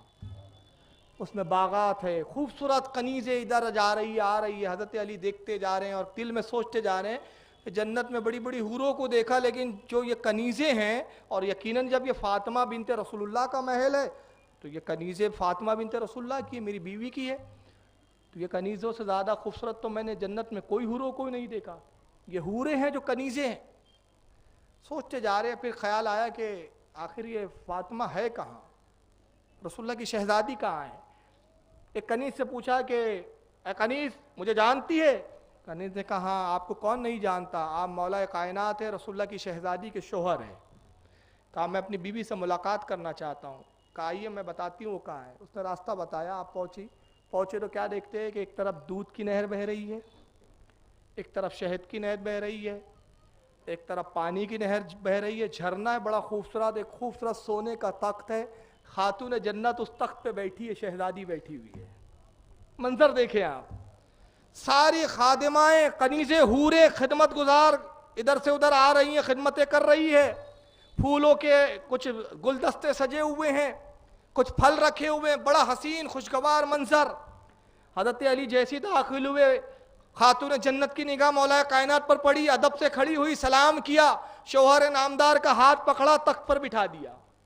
کہا ذہن نصیب آپ ہمارے محل میں تشریف لائے، تشریف رکھیے. کہا فاطمہ آپ کا محل تو بڑا خوبصورت ہے، بنت رسول آپ کا محل بڑا خوبصورت ہے، جنت میں ایسا محل نہیں دیکھا. آپ نے کہا کہ ہماری کنیزیں کیسی لگی؟ کہا بہت خوبصورت حسین و جمیل کنیزیں ہیں. پھر حضرت فاطمہ نے اشارہ کیا، ایک کنیز آتی ہے، ایک کنیز آتی ہے، کہتی ہے آقا کیا حکم ہے؟ کہا ہمارے شوہر آئے ہیں، ان کو کچھ مشروب پیش کرو، پینے کی چیز پیش کرو، اور جاؤ. ایک نام لیا، مجھے نام یاد نہیں آ رہا، ان سے کہنا کہ وہ مشروب لے آئے. حضرت علی سمجھتے کوئی کنیز کو کہا. اس کے بعد ایک کنیز آتی ہے جس کو نام لے کے کہا تھا کہ اس کو بلا لا، اس سے کہنا وہ مشروب لے آئے. جب وہ آتی ہے تو حضرت علی اس کو دیکھ رہے ہیں. پوری جنت میں جتنے اب تک فاطمہ کی کنیزوں کو دیکھا تھا اس سے حسین کوئی کنیز نہیں تھی. سب کا حسن ایک طرف تھا اور وہ حسن میں سب سے زیادہ تھی. بڑی سلیقے سے چل کر آتی ہے، اس کی چال ڈھال بتا رہی ہے کہ کسی بڑے معزز خاتون ہے، یہ بڑی عظیم خاتون ہے، یہ بڑی مقدس خاتون ہے. چال بتا رہا ہے کہ شرافت ہے اس میں. بڑے شرافت کے ساتھ، ناز و انداز کے ساتھ آتی ہے. پیالے میں مشروب بھرا، مولا کائنات مسلسل دیکھ رہے ہیں اور خاتون جنت بھی دیکھ رہی ہے. اور اس کے بعد وہ مشروب پیش کرتی ہے. حضرت علی مشروب بھی پیتے ہیں, پینے کے بعد اس کنیز کی طرف دیکھتے ہیں, پھر پیتے ہیں, پھر دیکھتے ہیں. حضرت علی سے فرماتی, عرض کرتی ہے خاتون جنت, اے ہمارے شوہر نامدار, آپ اسے کیوں اتنا دیکھ رہے؟ فرماتے ہیں کہ فاطمہ میں اسی لیے دیکھ رہا ہوں, قسم خدا کی اس کا حسن لاجواب ہے, اور اس سے بڑھ کر یہ کہ جتنی حسین ہے اتنی سلیقے مند ہے. اس کا سلیقہ بڑا اچھا ہے, اس کا انداز بڑا اچھا ہے, اس میں جو انداز ہے, اس کے جو چلنے کا انداز, اس کے مشروب دینے کا انداز, یہ بڑا لاجواب ہے, اس نے مجھے بڑا متاثر کیا. حضرت فاطمہ مسکراتی ہے, فرماتی ہے یہ ہماری کنیز ہے. اور جانتے ہیں کنیز کون ہے؟ کہا کون ہے؟ کہا یہ سلیمان کی وہی بیٹی ہے جس کے جہیز میں سلیمان نے سونے کا تخت دیا تھا. یہ سلیمان کی بیٹی ہے. آپ اندازہ لگائیں کیا مقام ہے خاتون جنت کا. نبی کی بیٹی فاطمہ کی, نبی کی, وہ سلیمان نبی ہے, سلیمان علیہ السلام کی شہزادی, نبی کونین کی شہزادی کی غلام اور خادمہ ہے. اب یہ خواب کا منظر تھا. جیسی علی بیدار ہوئے تو مسکراتے ہوئے اٹھے کہ آج خاتون جنت کو رسول اللہ کی بارگاہ سے کیا ملا ہے وہ دیکھ چکا ہوں. جس کو سلیمان نے سب کچھ دیا تھا وہ تو خاتون جنت کی کنیز ہے. مسکراتے ہوئے اٹھے, خاتون جنت آتی ہے قریب, کہتی ہے ابو الحسن, اے حسن کے والد, آپ مسکرا رہے ہیں, بتائیے ہماری کنیز آپ کو کیسے لگی؟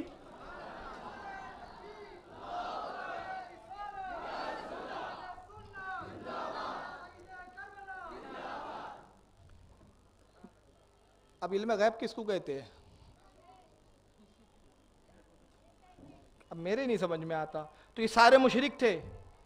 حضرت امام معین الدین کاشفی شافعی بھی مشرک, امام عبد الرحمن الصفوری شافعی, سب عالم یہاں سے وہاں تک سب مشرک. میں کہتا مشرک نہیں تھے, سب بریلوی تھے. تمہارے سمجھ کا پھیر ہے. سب کے وہی عقائد و نظریات جو امام احمد رضا فاضل بریلوی کے تھے. فرق یہ ہے کہ تم نے پڑھا نہیں ہے, تم نے تحقیق کی نہیں ہے, تم تو صرف نمازوں کے چکر میں ڈھنڈورا پیٹ پیٹ کے گمراہ کر رہے ہو لوگوں.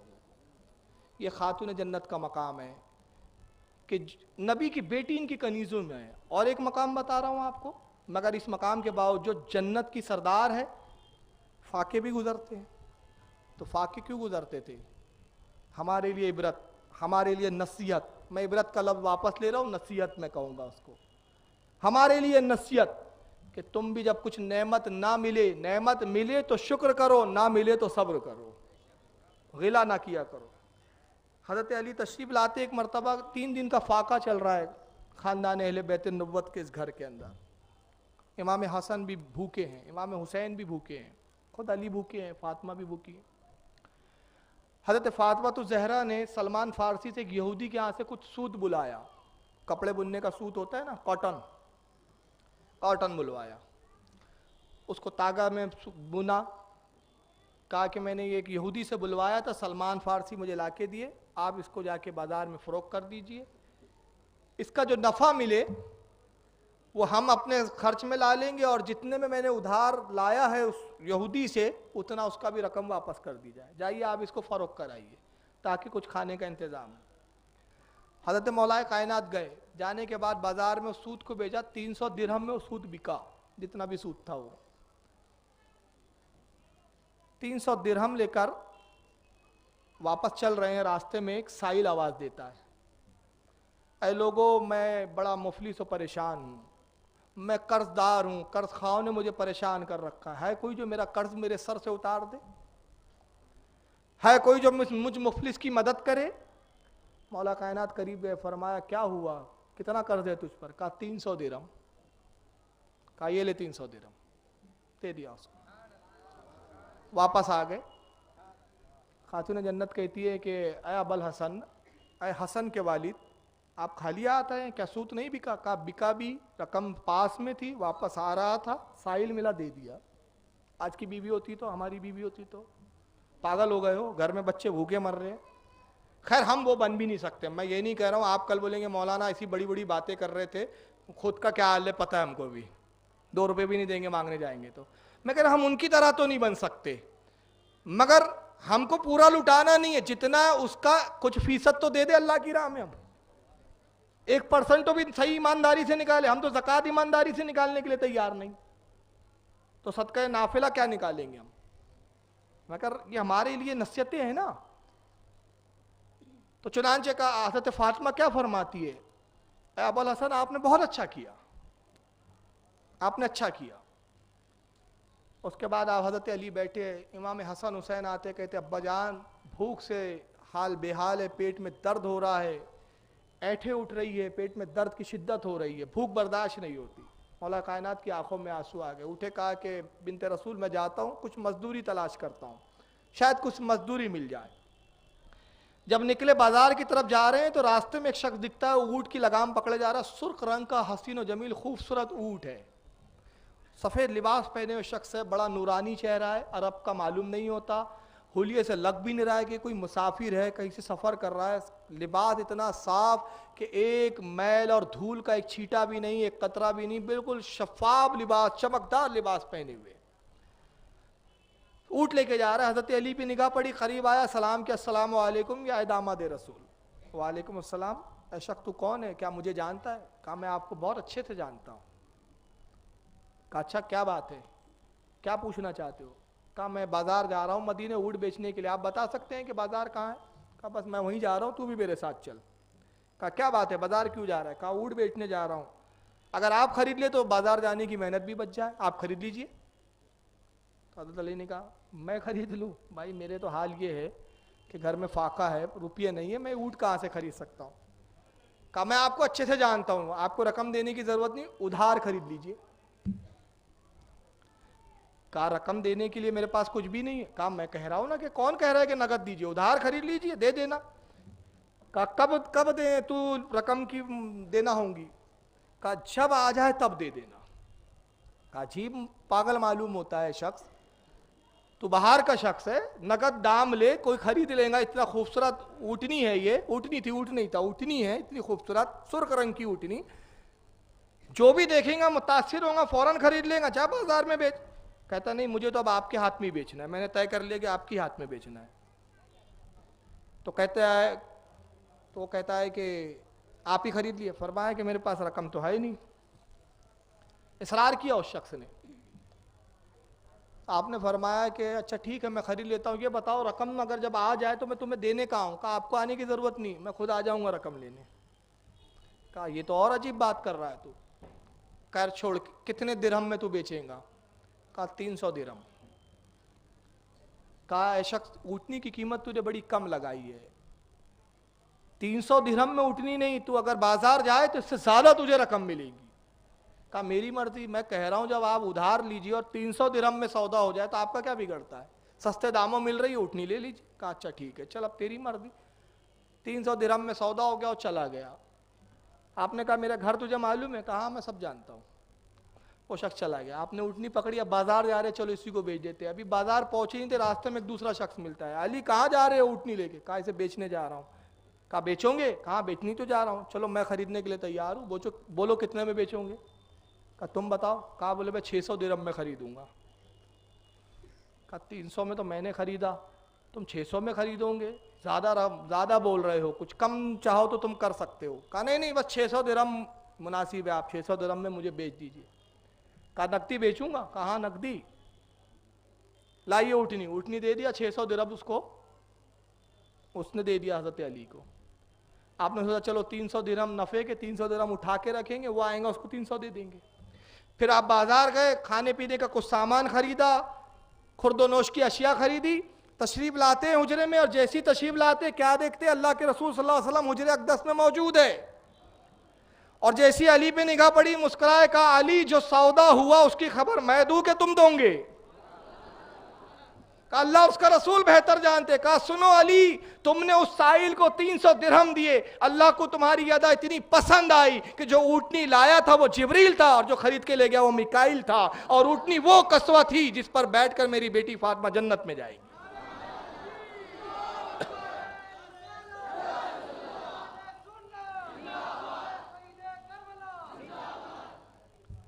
اونٹنی وہ ہے, یہ وہ گھرانہ. تو یہاں مقام بھی بتا دیا. مقام کیا بتایا کہ اللہ اگر یہ اللہ کی راہ میں دے تو اللہ کئی گناہ ان کو عطا کرتا ہے, اور صبر پر آئے تو ان سے بڑا صابر کوئی نہیں ہے. اختیارات پر آ جائے تو ان سے بڑا صاحب اختیار کوئی نہیں ہے انشاءاللہ۔ ابھی وقت ہے نا یار، 10 منٹ اور یار، پولیس والے اگر سن رہے ہو تو ان سے گزارش ہے بھائی، اتنی شانت محفل بھی مسلمانوں کے علاوہ کہیں ہوتی ہے؟ کتنی شانتی سے سب سن رہے ہیں، شانتی تو سب شانتی ہے، سب شانتی میں چل رہا ہے۔ 10 منٹ میں چاہوں گا اور اس کے بعد انشاءاللہ ختم کر دیں گے، 11:15 ہو رہے ہیں، ابھی وقت ہے بس 10 منٹ اور 15 منٹ چلیے۔ تو یہ گھرانہ تھا، اور ایک اختیار یعنی بتایا کہ ان کا مقام کتنا بلند و بالا ہے۔ اگر یہ بھوکے ہیں تو یہ اس لیے نہیں کہ مجبور ہے، بھوکے اگر ہے تو اس لیے کہ صابرین ہے۔ جمعے کا دن ہے، اللہ کے نبی جمعے میں خطبہ ارشاد فرما رہے ہیں، خطبہ ہوا، نماز پڑھائی سرکار نے، نماز کا سلام پھیرا، عثمان غنی قریب آتے، یا رسول اللہ آپ کی دعوت ہے، آج میرے گھر آپ کھانا تناول فرمائے۔ عثمان صرف میری دعوت کے ساتھ میں صحابہ کی بھی دعوت، اللہ کے رسول جتنے صحابہ کو چاہے آپ لے سکتے ہیں۔ پھر آپ ممبر پہ آئے، کہا لوگو عثمان کی طرف سے تمہیں آج دعوت ہے، چلو آج کا کھانا عثمان کے گھر، پورے صحابہ ہو گئے، علی بھی ہے ساتھ میں مولا کائنات، رسول اللہ آگے ہیں، صحابہ پیچھے ہیں، اور رسول کے کچھ ہی پیچھے یا برابر میں عثمان غنی چل رہے ہیں۔ اب سرکار عثمان غنی کے گھر کی طرف چلتے جا رہے ہیں، سرکار دیکھتے ہیں، ملاحظہ فرماتے ہیں کہ عثمان کے کچھ لب ہلتے ہیں، گویا کچھ بڑبڑا رہے ہیں، کچھ پڑھ رہے ہیں۔ کہا عثمان کیا پڑھ رہے ہو؟ عرض کرتے یا رسول اللہ میں نے ارادہ کیا تھا اور منت مانگی تھی کہ آقا صلی اللہ علیہ وسلم میری دعوت اگر قبول کر لیں تو مسجد نبوی سے لے کر میرے گھر تک جتنے قدم چل کر جائیں گے، ہر قدم کے عوض ایک غلام آزاد کروں گا۔ اور ایک غلام آزاد کرنے کا اجر کتنا ہے؟ اللہ کے رسول فرماتے ہیں اب تو غلام نہیں ہوتے، مگر حدیث سنا رہا ہوں کیونکہ اس وقت غلامی کا دستور تھا، کہا جس نے ایک غلام کو آزاد کیا اس نے اپنی گردن جہنم سے چھڑا لی، یعنی وہ جہنم سے آزاد ہو گیا، جنت کی بشارت، اتنا بڑا اجر۔ اور کتنے غلام عثمان آزاد کر رہے ہیں رضی اللہ تعالیٰ عنہ، جتنے قدم سرکار چل کر آئے، رسول اللہ مسکرائے، دعا کی عثمان کے حق میں کہ پروردگار عثمان کو خیر و برکت عطا فرما، اس کو بہترین اجر عطا فرما۔ گھر میں تشریف لاتے ہیں، سرکار جلوہ گر ہوئے، تمام صحابہ بیٹھ گئے، کھانے پروسے گئے، کئی قسم کے پکوان ہیں، کھا رہے ہیں سب صحابہ، اور ایک ایک پکوان کی تعریف کر رہے ہیں، ایسے کھانا تو آج تک ہم نے کھایا نہیں، کیا لذیذ پکوان بنائے عثمان، تمہارے غلام اور کنیزوں نے تو بالکل حد کر دی کھانے میں، ان کی یہاں تو انگلیاں، وہ بولتے ہیں نا کیا ہمارے ایک محاورہ ہے، انگلیاں کاٹ دی جائے، میں اپنے اردو لفظ میں کہہ رہا ہوں، کتنے لذیذ پکوان، تعریف کر رہے ہیں، اور رسول اللہ بھی تعریف فرماتے ہیں، اور ہر نوالے پہ عثمان کو دعا دیتے ہیں۔ عثمان غنی کی تو آج معراج تھی، دعوت ختم ہوئی، مولا کائنات گھر آئے، اور افسوس کے عالم میں بیٹھے ہوئے دیوار سے ٹیک لگا کے خاتون جنت آتی ہے، عرض کرتی ہے اے ابا الحسن، اے حسن کے والد، کیا بات ہے، کس چیز سے آپ غمگین ہیں؟ کہا کہ بنت رسول میں عثمان کی دعوت سے آ رہا ہوں۔ کیا دعوت کی آج عثمان نے، اور آج نیکیوں میں عثمان ہم سے بڑھ گیا، اس نے رسول اللہ کے ہر قدم کے عوض ایک غلام آزاد کیا۔ ہمارے بھائی عثمان نے جو کھانا رسول اللہ کو پیش کیا، سرکار نے اتنی دعائیں دی کہ پوچھو مت، آج ہمارا بھائی عثمان ہم سے نیکیوں میں بڑھ گیا ہے۔ خاتون جنت کہتی ہے ابو الحسن غم مت کیجیے، آپ اگلے جمعے رسول اللہ کو آپ دعوت دے آئیے، ہم بھی عثمان سے نیکیوں میں پیچھے نہیں رہیں گے۔ دیکھیے مقابلہ نیکیوں میں ہوتا تھا، آج کل مقابلہ صرف پیسوں میں ہوتا ہے، نیکیوں میں سب پیچھے ہے۔ تو کہا کہ آپ بھی دعوت، کہا بنت رسول یہ انتظام کہاں سے ہوں گا؟ کہا وہ مجھ پر چھوڑ دیجیے۔ تو علی نے یہ نہیں کہا گھر کا بجٹ بتاؤ پہلے، کون سے ڈبے میں پیسے جمع کیے، 1-2 روپے، جانتے تھے رسول اللہ کی شہزادی ہے، اپنا بھی اختیار جانتے تھے، بنت رسول کا بھی اختیار جانتے تھے، اعتراض نہیں کیا۔ اگلا جمعہ آیا، رسول اللہ نے خطبہ ارشاد فرمایا، نماز جمعہ پڑھائی، مولا کائنات کھڑے ہوتے عرض کرتے یا رسول اللہ گزشتہ جمعے ہمارے بھائی عثمان کیا دعوت تھی، جمعے یہ فقیر آپ کا غلام آپ کا خادم دعوت آپ کو عرض کرتا ہے، آپ ہمارے گھر تشریف لے چلیں۔ علی تنہا نبی کی دعوت ہے کہ تمام صحابہ کی بھی، یا رسول اللہ آپ جس کو چاہیں ساتھ لے لیں اور پوروں کو لے لیں۔ کہا کو چلو آج علی کے گھر دعوت ہے. دیکھیں نبی نے بھی یہ نہیں پوچھا علی تم تو بڑے مفلس ہو, کیا انتظام کیا ہے, دیگے ویگے ہے کہ نہیں, کتنے بھٹیارے آئے ہیں, کتنے من پکایا ہے, کچھ بھی نہیں. نبی کو معلوم تھا میرے گھر والے ہیں. ارے یہ تو وہ ہیں جو منبع ولایت ہے, ولایت ان کے گھر سے نکلی ہے, ولایت کے سوتے یہاں سے پھوٹے ہیں. سرکار مسکرائے چلے. اب علی نے قدم نہیں گنے کیونکہ غلام مطلب ذہن ہی نہیں تھا کہ غلام, مگر رسول اللہ تو آ رہے ہیں. علی تو نہیں گن رہے تھے مگر قدم فرشتے ضرور گن رہے تھے کہ اللہ کا آخری نبی مسجد نبوی سے مولا کائنات کے گھر تک کتنے قدم ہو کے چلتا ہے. گھر پہنچنے کے بعد تشریف رکھا اللہ کے رسول نے. صحابہ بھی بیٹھ گئے, کچھ صحن میں کچھ کمروں میں, جہاں جس کو جگہ ملی بیٹھ گئے, بکھر گئے. اب حضرت علی خاتون جنت کے پاس تشریف لے جاتے ہیں. بنت رسول کھانے کا انتظام کیا ہے بتائیے آپ. رسول اللہ تشریف لائے. کہا بس سرکار سے کہیے کچھ انتظار کرے, 2 منٹ کی بات ہے. وضو کیا, مصلی بچھایا, سجدہ کرتی ہے اور سجدے میں عرض کرتی ہے رب کائنات تیرے محبوب کی دعوت کی ہے, تیرے محبوب کو بلانا میرا کام تھا, شکم سیر ہو کر بھیجنا اب تیرا کام ہے. تو جانتا ہے ہماری حالت کو, اب تیری مرضی, چاہے تو تیرا رسول بنت رسول کے گھر سے, تیری اس کنیز کے گھر سے بھوکا چلے جائے یا شکم سیر ہو کے چلے جائے. بس یہ کہہ کے جیسی سجدے سے سر اٹھایا دیکھتی ہے پورا وہ کمرہ جنتی پکوانوں سے بھرا پڑا ہے. آواز دی ابوالحسن آئیے کھانے پروس دیجئے. کھانے پروسے گئے. اب صحابہ نے کھایا تو انگلیاں چاٹ رہے اور قسم کھا کھا کے کہتے ہیں واللہ ایسے لذیذ کھانے ہم نے زندگی میں نہیں کھا, یقیناً نہیں کھایا. جنت کی نعمتیں کہاں اور دنیا کی نعمتیں کہاں اس کا تقابل. تعریف کر رہے, اللہ کے رسول بھی مسکرا رہے ہیں. سرکار فرماتے میرے صحابیوں جانتے ہو یہ کھانے کہاں سے آئے؟ تم سمجھتے ہو فاطمہ بنت رسول نے یہ بنایا ہے؟ عرض کیا یا رسول اللہ ہم تو یہی سمجھ رہے. کہا نہیں, یہ جنت کے پکوان ہیں جو تمہارے لیے اتارے گئے ہیں. اور اس کے بعد فرمایا لوگوں قوم عیسیٰ کے بعد کسی کے لیے اگر جنت سے نعمتیں اتری ہے تو میری امتیوں کے لیے اتری ہے اور میری بیٹی کے سبب سے اتری ہے. کھاؤ جتنا شکم سے رو کے کھا سکتے. کھایا سب نے, خوش ہوئے. رسول اللہ نے بہت دعائیں دی. اس کے بعد حضرت علی مولا کائنات پھر تشریف لاتے خاتون جنت کے پاس. کہتے رسول اللہ نے بہت دعائیں دی, یقیناً ہم اجر میں آج عثمان سے آگے ہو گئے, مگر بنت رسول ایک معاملے میں ہم اب بھی پیچھے ہیں. کہا کیا؟ کہا وہ یہ کہ جب رسول اللہ عثمان کے گھر کی طرف گئے تھے ہر قدم کے وقت عثمان نے ایک غلام آزاد کیے تھے, وہ ہم نہیں کر سکتے نا, ہمارے پاس اتنے رقم کہاں ہے کہ ہم غلام آزاد کریں. فرماتی ابوالحسن آپ کو میں مایوس نہیں ہونے دوں گی. پھر سجدہ کرتی ہے, جانماز بچھایا, سجدے میں گئی. رب کائنات تو اپنے محبوب کے تلوہ مبارک کی عظمت کو خوب جانتا ہے. اعلیٰ حضرت کی زبان میں کہوں کہ کھائی قرآن خا کے رہ گزر کی قسم, اس کفے پا کی حرمت پہ لاکھوں سر.